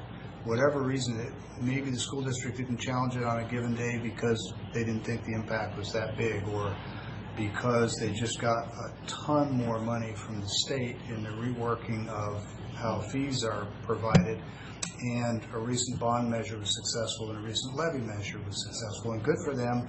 I'm sure they need the money, and good schools are important to our community. I get all that. But maybe, that was the basis for not challenging. The point is, it doesn't really matter what their basis is. If they chose not to challenge it, you have a successful SEPA. That's what is a condition of approval, a successful SEPA, not how you got there. Yeah. I'm sorry if I'm rehashing the same No, point. I'm not disagreeing with that at all. I'm just trying to state that sometimes I believe it's very difficult in determining whether or not something should be included or not included as a condition for approval to kind of create those hammers. And I also appreciate what you said earlier about, we're working towards success. Yeah. We're not processing these things to try and roadblock people. You've heard my speech, which is, we start with yes and we work backward only to the extent that the law requires us. And people should have the lawful enjoyment and use of their property. I'm 100% on board with that. Where I get nervous is when we start crossing jurisdictional lines and we start becoming the enforcer for an agreement between the school district and a developer that, frankly, I think is none of our business. Correct. I agree with that. And I think the way this got in here is that we had a very well-intended effort to get us across the line and get us to success, which is exactly what we want. But every now and then we're going to have to check ourselves and say, okay, we got a little more enthusiastic on this one than we want to. And over time, we'll find out where those boundaries are. Mr. Chairman, I wanted to let you know that we have, I think, adequately documented the school stuff under the findings of fact. So under item 1E, it cites that the project is located within Pasco School District boundaries. Pasco School District has reviewed the land development application and has reached an agreement with the applicant and approves of the development. Perfect. Yay! So maybe we just look at the conditions of approval. And my initial take was that we just simply strike Okay. F3 and 5. Okay. Which is, I think, how I started the conversation. Okay. And that we take out that sentence on the parking, and then I'm good to go. But other commissioners may have No, I think I can agree with all that. I don't have any sticking points with that at all. I think that will work. So then let me summarize for the record what we're proposing. And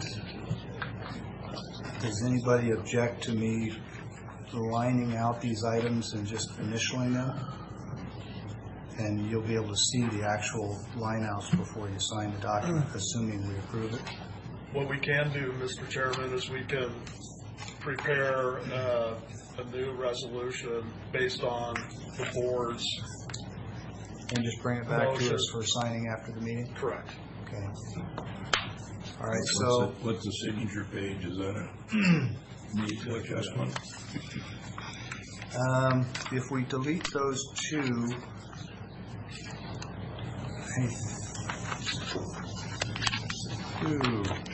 yeah, you can have one page that's a little shorter than the others, but I don't think that's a real problem. Just fix that one page. So, Matt, I'm going to go ahead and mark these sections on this copy, and I'm going to read into the record while I'm doing it so that we're all clear on what they are. Excuse me. Okay, so the first item is under conditions of approval, and this is item 1F as in Frank, and it's a single paragraph, and we are going to strike everything after the words code section 10.12. So the comma that follows 10.12 will become a period, and the rest of the sentence, which reads, except that provisions for on-street parking on one side of county roads will not be permitted. That's the portion that we'll strike. So that one is marked. And then we'll go to page,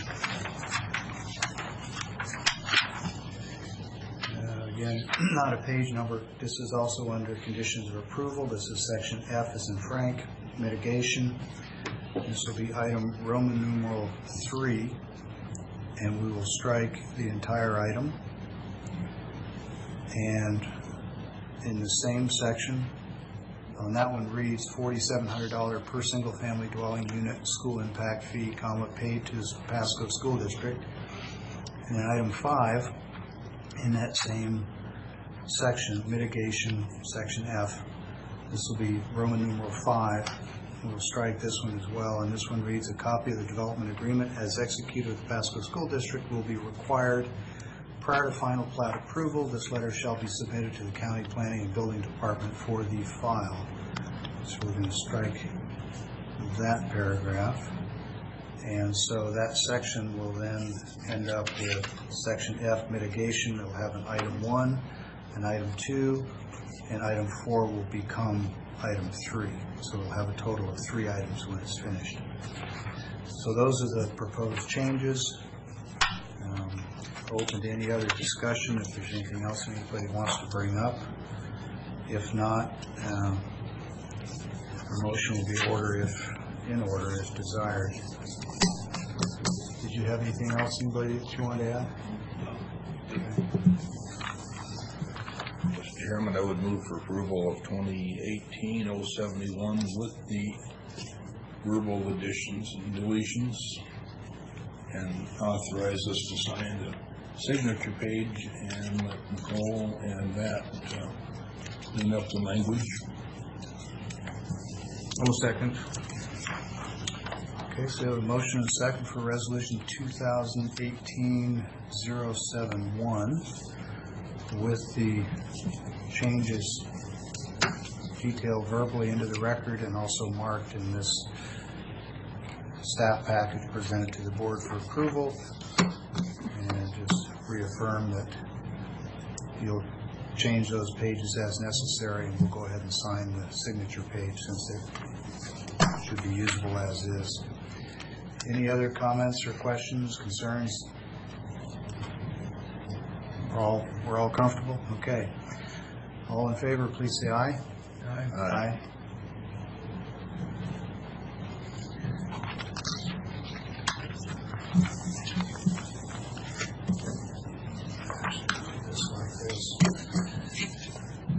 Okay, well, thank you very much Thank you very much.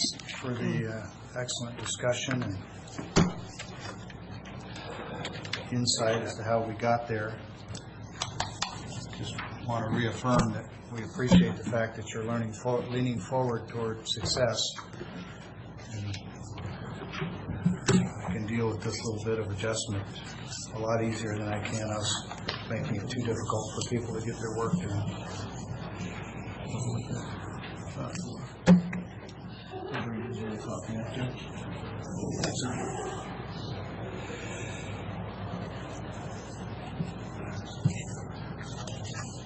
Okay, next item on the agenda this morning is public comment. Anybody from the public wishing to speak with the board?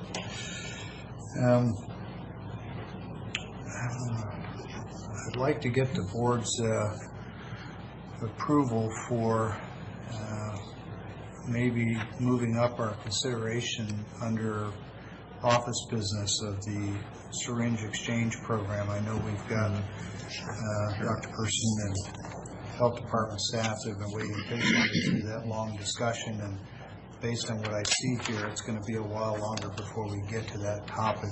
Are we okay with moving that up? Let's move it, yes. So they can Okay. get you back to work. Care to come on up and join us? You don't have to, but the seats are a little more comfortable. And I understand that you're really not here to make a presentation, just as a staff resource in case we have questions. Okay, great. So Keith, if you would brief us on where we are on this and what action you need from the board, and then we'll have the benefit of some experts if we have questions. Thank you.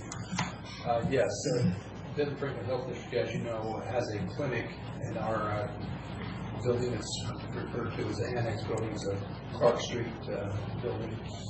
They have requested permission from the board to proceed with amending our lease with the Denton Franklin Health District to allow them to implement a needle exchange program with us today. As you noted, it's Rick Dawson, Dr. Person from the Denton Franklin Health District, who are technical experts on the subject matter.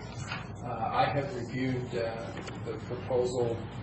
I have visited with officials in the city of Pasco to get some input from them, as well as the other tenants that the county has in that building to assure that their needs are addressed in this process if the board should be agreeable to moving forward with an amendment to the lease.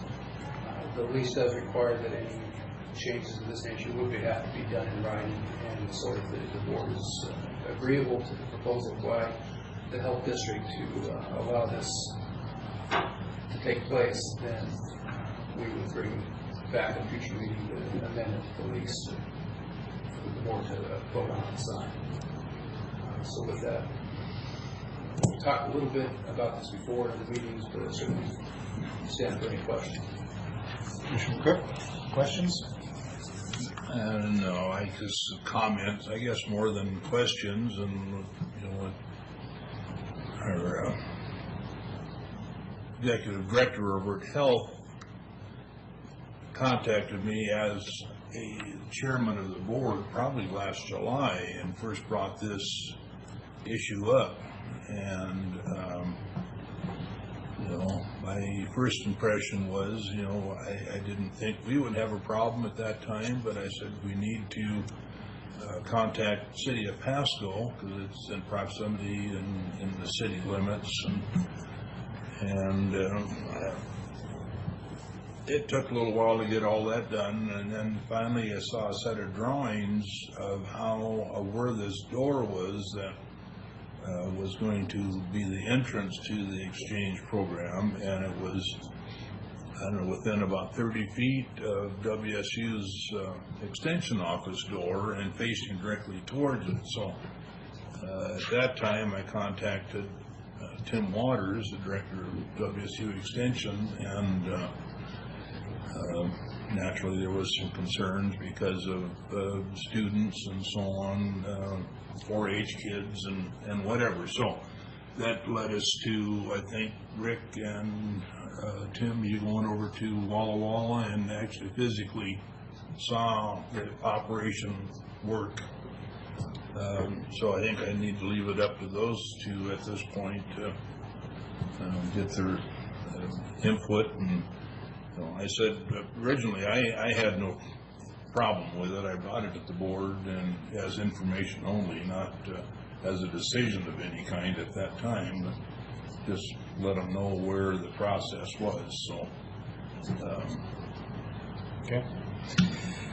Commissioner Miller, any comments or questions? No, I've discussed this a couple times with Rick, and at least heard in a meeting once and had a discussion the other week, so I understand it, and I have no questions. Okay, so my initial reaction to this was that, for some of the reasons that have already been touched on, that perhaps wasn't a real good idea. The concerns about the location and potential impact on people coming and going from the extension office as well as your employees. Fortunately, I had some time and didn't jump to any hard conclusions, and had the opportunity to talk with Rick. And I almost want to say I think that the title of the program is a misnomer. Yes. Needle exchange is a service that's provided, but it's provided in the context of a counseling opportunity. And so my inherent dislike for a needle exchange program on the premise that it might, might enable unlawful or illicit drug use, especially in the middle of the opioid epidemic crisis. That maybe that wasn't the best plan, but he explained to me that when they come in, they don't simply throw your old one here and get a new one. It's an opportunity to counsel people on services and encourage them to stop the unhealthy behaviors. And as he pointed out, that at the time they come in to do an exchange, they might not be ready, but if and when the time comes, they'll have a place to go and they know where it is and they already have a contact. So when you weigh it all together, the obvious health risks of sharing and reusing needles that the doctor has talked about in the past, I think we've all heard about one time or another, that risk together with the benefits of the counseling outweigh any potential for enabling the behavior. So I think when you roll it all up into a ball, it makes sense. It wasn't my perspective going into it, so I appreciate the education. Tim, you have any concerns that haven't been addressed? Anything that you'd want us to consider? Well, so I've voiced my concerns, but maybe I'll just voice them again just to make sure that it becomes part of the discussion. So I was able to meet with Rick and others at the health department, and then also, as Mr. Cook indicated, went down and visited the needle exchange program in Walla Walla at the Blue Mountain Heart to Heart facility. And so I'm very empathetic to what the program is doing, and I certainly couldn't talk about, I'm not an expert in that area, but my concerns came from my employees and then for the populations that we serve to come into our office. So we've had some discussions. I think we feel comfortable with the program being there. If in the lease there was some language regarding sort of monitoring the area for errant syringes and things like that. And Rick and I talked about that in the, just because my staff has a low comfort level with, handling medical waste, because that's not what we're trained to do. And shouldn't be. It shouldn't be, yeah. And then the other concern was that if it looks and seems like a very good functioning program without any issues, but it'd be good to know that there would be a clause in there that if issues occurred, that we could get out of that if it turned out to be a bad situation. So those were kind of my primary concerns, and I think, we serve vulnerable populations to some extent in our office as well, and some of the concerns that I had, the health department actually had the same concerns, which is why they didn't want to enter through their main entrance. So that was still a little bit of a sticking point to me that I'm concerned about my constituents I serve, and they're also concerned about their constituents, so it's more convenient to enter through the other door. So that's still a sticking point with me, that we're both have the same concerns, but it's a little bit more convenient for people to enter that side of the building and not go through where where the vulnerable populations being served in the main entrance of the health department.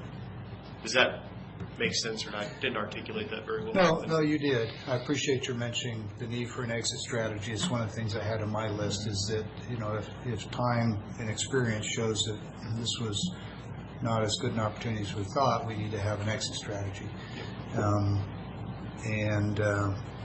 Benton County has already indicated that they're supportive of doing this, the program in general. Are there any needle exchange programs in Benton County? Not presently.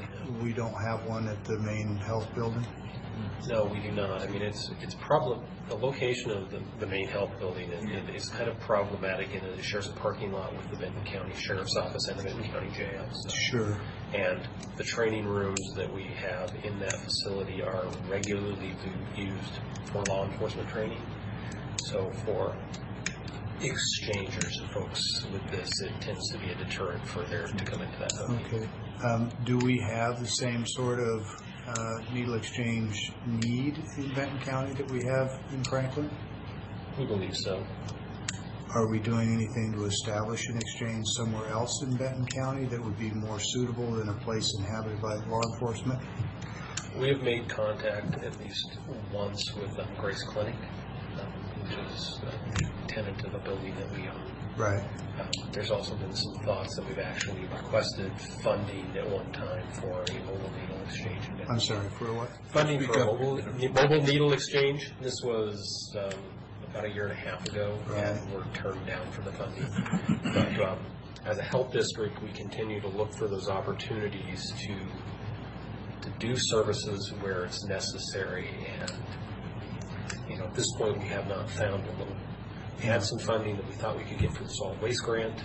That funding disappeared in the current budget cycle. So, we keep looking for those sort of opportunities to fund those sort of things. But so I can see that the benefit for using the building in Franklin County is that you already have, at least there's no extra cost, at least in the space.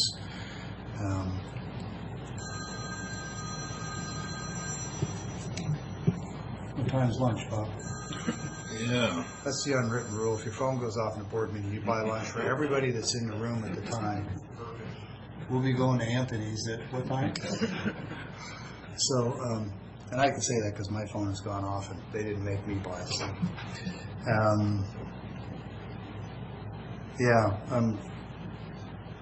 I'm sensitive to the comment that Mr. Waters made about, the door that is being proposed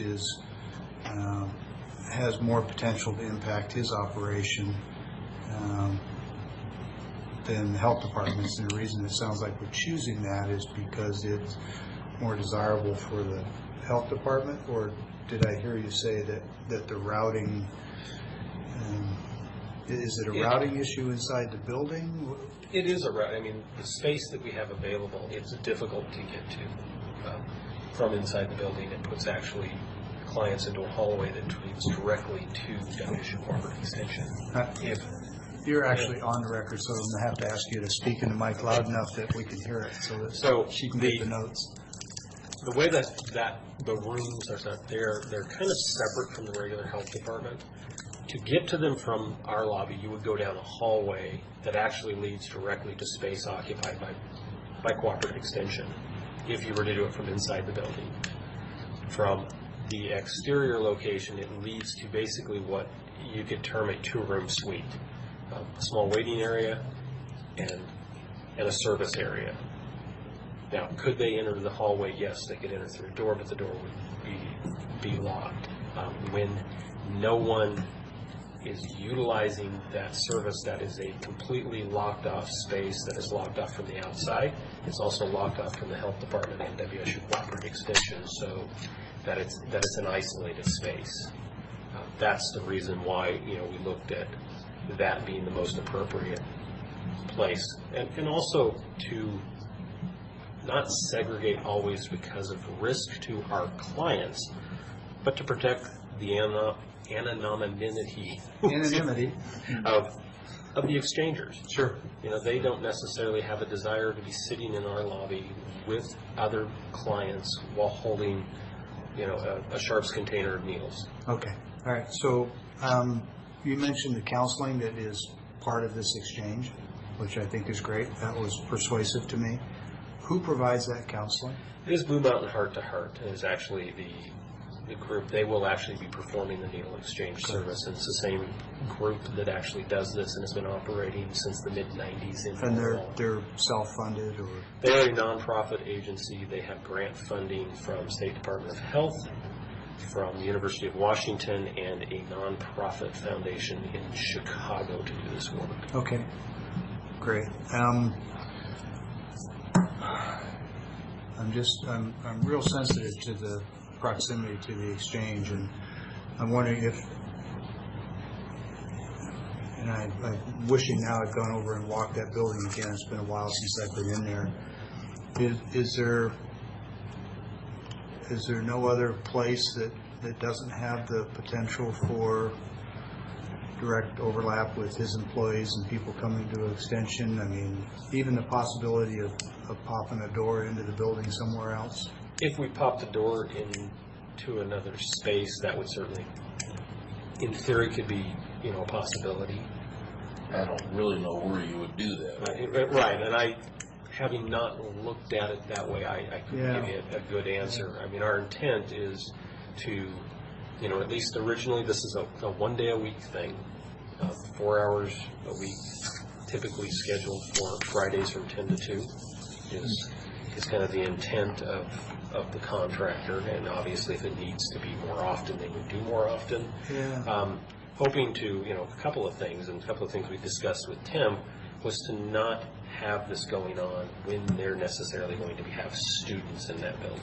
Yeah, and it just occurred to me, you know, if it's one day a week and it's 4 hours, why not a Saturday or do you have a lot of traffic on Saturday? You know, we don't really, typically. The more of the traffic with the children, and the children to be evenings typically, and then in the summer it's kind of whenever they show up. But you know, when school's in session, it's mostly evening programming, some Saturday programming, but not terribly common. Is that an option? Saturdays could be an option. One of the things that the health district is concerned about is that this is also an opportunity for us as an agency to provide service for HIV and other STI testing in kind of a non-traditional location that we get funding for. We intend to have actually one of our RNs stationed in our Pasco office. And you're not staffed on Saturday? We are not staffed on Saturday to do that, to basically offer free HIV, and because these folks are at risk, we want to try and connect them with other services that are available to help them prevent exposure to HIV and hepatitis. Does this program is with Blue Mountain, whatever the group is there some sort of an agreement that we'd have to look at? Any binding contracts or anything? I'm thinking about exit strategies if this becomes a problem. We are developing an MOU with them that, you know, does a multitude of things. One, protects us insurance-wise, so that they're protecting both the building, the county, the health district, and their staff to our satisfaction. And all of our MOUs have an exit strategy of a 30-day termination clause. Okay. And that's that doesn't require a cause. It's not a for-cause termination. No. It's termination for convenience, right. TFC. Right. Okay. So a 30-day termination for convenience is our exit strategy, and Fridays, because Saturdays you don't have the staff, and I obviously it'd be a shame to lose the opportunity. I mean, we're doing this to try and keep people healthy and counsel them. Yeah, okay, I get that. And along with self-policing around the area. Right. Well, And we've committed our staff actually to Tim. We told him that we actually will have health department staff take a look at the area. Sure. In and around that door and the landscaping to see that we don't expect historically, and facts show that this actually reduces improper needle disposal and syringe disposal, simply because as a syringe exchange program, they're going to go program, somewhere, aren't they? if it's a syringe exchange program and I have to exchange a syringe to get one, probably that's a valuable commodity to me. So I'm not necessarily going to discard it somewhere else when I need it to get a clean one. Sure. So, with an exit strategy, 30-day termination for convenience if it doesn't work, with policing, about 4 hours on a Friday, no cost to the county. Sounds like that's the proposal, and I can support that, but I'll probably be the first one to clamor for an exit if I see that it's creating a hazard or a risk to especially kids in the exchange program. Did you have something else you want to add? Yeah, just one question. I know you guys do contracts all the time, and I don't. But would we talk about the hours of operation just to be sure that if hours increase, that that the notification was done in advance and that kind of thing? Yeah, Tim, if you would put in the date and times and just Tim. Sorry. That's all right. Rick, if you put in the date and time and just say that subject to change with board approvals, so that we have the flexibility to change it if need be. It's just that we're able to have a voice in the change, so that we can be sure we're protecting Tim's operation and the families that come and go out there. And I realize that the risk is probably not anything like as high as my mind wants to imagine. That's just a bias I have. At least I'll own it. Yeah. And just to be clear, our office, I mean, we all do what we do to help people, so we're very supportive of something that's going to be healthy for the community, but everybody's kind of concerned about the people we work with, Sure. first. And then, like I said, that's really something we would like to support, just to have our concerns addressed. And our comfort level is not as high because we don't work in that area, so I think that's just where we're coming from our perspective. Yeah, and if it turns out that everything is working but the proximity, there's even, the potential for us to look at a better entrance for extension. Mm-hmm. Yeah. Yeah, so just deconflict. Okay, thanks. So, exit strategy, T for C on 30 days. Day and hours in the agreement.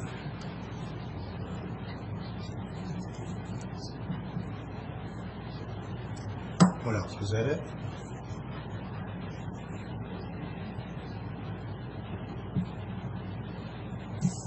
Yeah, I think that was. So, Keith, what do you need from us? Do you just need a board consensus? We just want to go to the trouble of writing a contract. lengthy document for you if you're not interested in pursuing this. But now that, I'm just looking for consensus. We'll bring a document back that you can evaluate. I just have one other thought on this. How is the needle exchange program regarded, in your opinion? I realize you're not part of this population, but of the population of people who would be participants, who would be doing needle exchanges. How valuable is this? How likely are they to use it? How enticing is it? Relative, we have, and not anecdotal information from Blue Mountain Heart to Heart, that they are seeing on a regular basis over 35 residents of Benton and Franklin counties at their exchange in Walla Walla County, in the city limits of Walla Walla. We have anecdotal information from the Yakima syringe exchange program that they are also seeing residents from our counties as well. So So when you're having people that are driving an hour to do this, and oftentimes when they're appearing at the exchange, they're not only exchanging for themselves, they're exchanging for others. You know, and one of the other notes for everyone is the face of addiction really has changed. Oh, yeah. You know, 20 years ago, the needle exchange or the syringe exchange that, I'm not trying not to say needles to make Dr. Quinn. But, you know, your picture of a card table on a street in downtown Seattle is not, and homeless people coming to an exchange is not what you see. I mean, if folks have the ability to travel an hour, they obviously have access to cars, they have access to funds, they don't have access to syringe. And most of our opioid users are starting with prescriptions and becoming addicted that way. And unfortunately, when the prescription ends, buying oxycodone and OxyContin on the street is highly expensive, so they end up turning to heroin. And so I'll show my ignorance. You can't buy a syringe?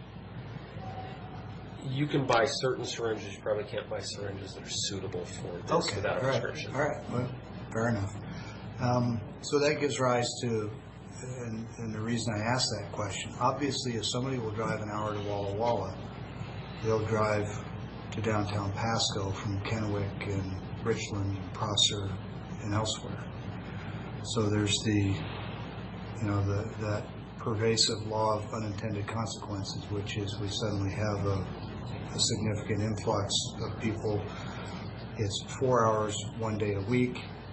I'm going to assume that they're not likely to take up residence here just because that's where the needle exchange is, although some of the population, I'm going to assume, is highly mobile and might decide that it's a better place to locate, but we'll not let that get in the way of trying to do a good thing and see what our experience is, get some empirical evidence.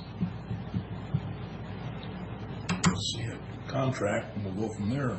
Okay. Sounds like you got consensus. Sorry for the long wait while we went through that other deal. That was longer than expected, but we appreciate you coming over. That's okay. I attended the Planning Commission hearing on that subdivision. Oh, you did? Okay. Which was even longer. Yeah. Did we do okay? Okay. All right. Well, thank you. Thank you. Appreciate it. Okay. Back on the agenda here. If we can wrap this up. We've had public comment. We're on office business. Do we have any payroll or warrant? We do have one of each this morning. We'll start off with fund expenditures. Looks to be about a dozen different miscellaneous current expense, jail commissary, veterans assistance, etc. The bottom line is $316,357.71, and Keith has audited this along with Mr. Beaton and Lacey Stein. I will second the motion. Okay, we have a motion second for approval of fund expenditures, and as noted, they've been audited by the auditor's office, reviewed by the county administrator.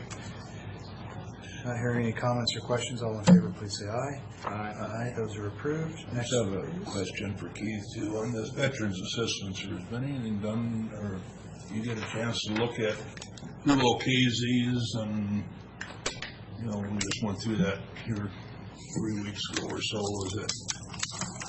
I still need to do some more follow-up with that. Okay. I know it's supposed to come out of a board at Veterans Administration or VFW or Legion or something. American Legion that has a review. Monitors it. Yeah. Okay. The second and final county road and motor vehicle payroll, I move for approval of $107,288.78. And second the motion. okay, motion second for approval of county road motor vehicle payroll as presented to the board for approval. All in favor, please say aye. Aye. Aye, those are approved. We have a consent agenda today, has 5 items. One is an appointment to the Planning Commission. We know that after today's meeting, they may pull their application off. Just kidding. Same for Mr. Corrales to the Planning Commission, Mr. Engelkey to the Track Advisory Board. I'm going to assume that we got back to him, and he said yes, he was still interested. Good. All right. Do we have a motion for approval? We'll move that we approve the motion, consent agenda 1 through 5. Okay. Second. Got a motion second for approval of consent as presented. Any comments or questions? All in favor, please say aye. Aye. Aye. Okay, consent agenda is approved. Keith, is there any other office business besides the one we just had? No. Okay. Any public comment? No one from the public is here. Any board comments? Just that last week I was in NACO, and I would like to, I'm writing up more of a, there was a lot being done there, a lot with PILT, a lot with, on the Hill, a lot with the Columbia River Treaty, a lot with dams tearing down, a lot of discussion we had, but I'm going to do a more formal presentation of that trip next week. Okay. Any other comments, questions from anybody? Keith? Okay, we're adjourned. Go ahead and sign these consent items.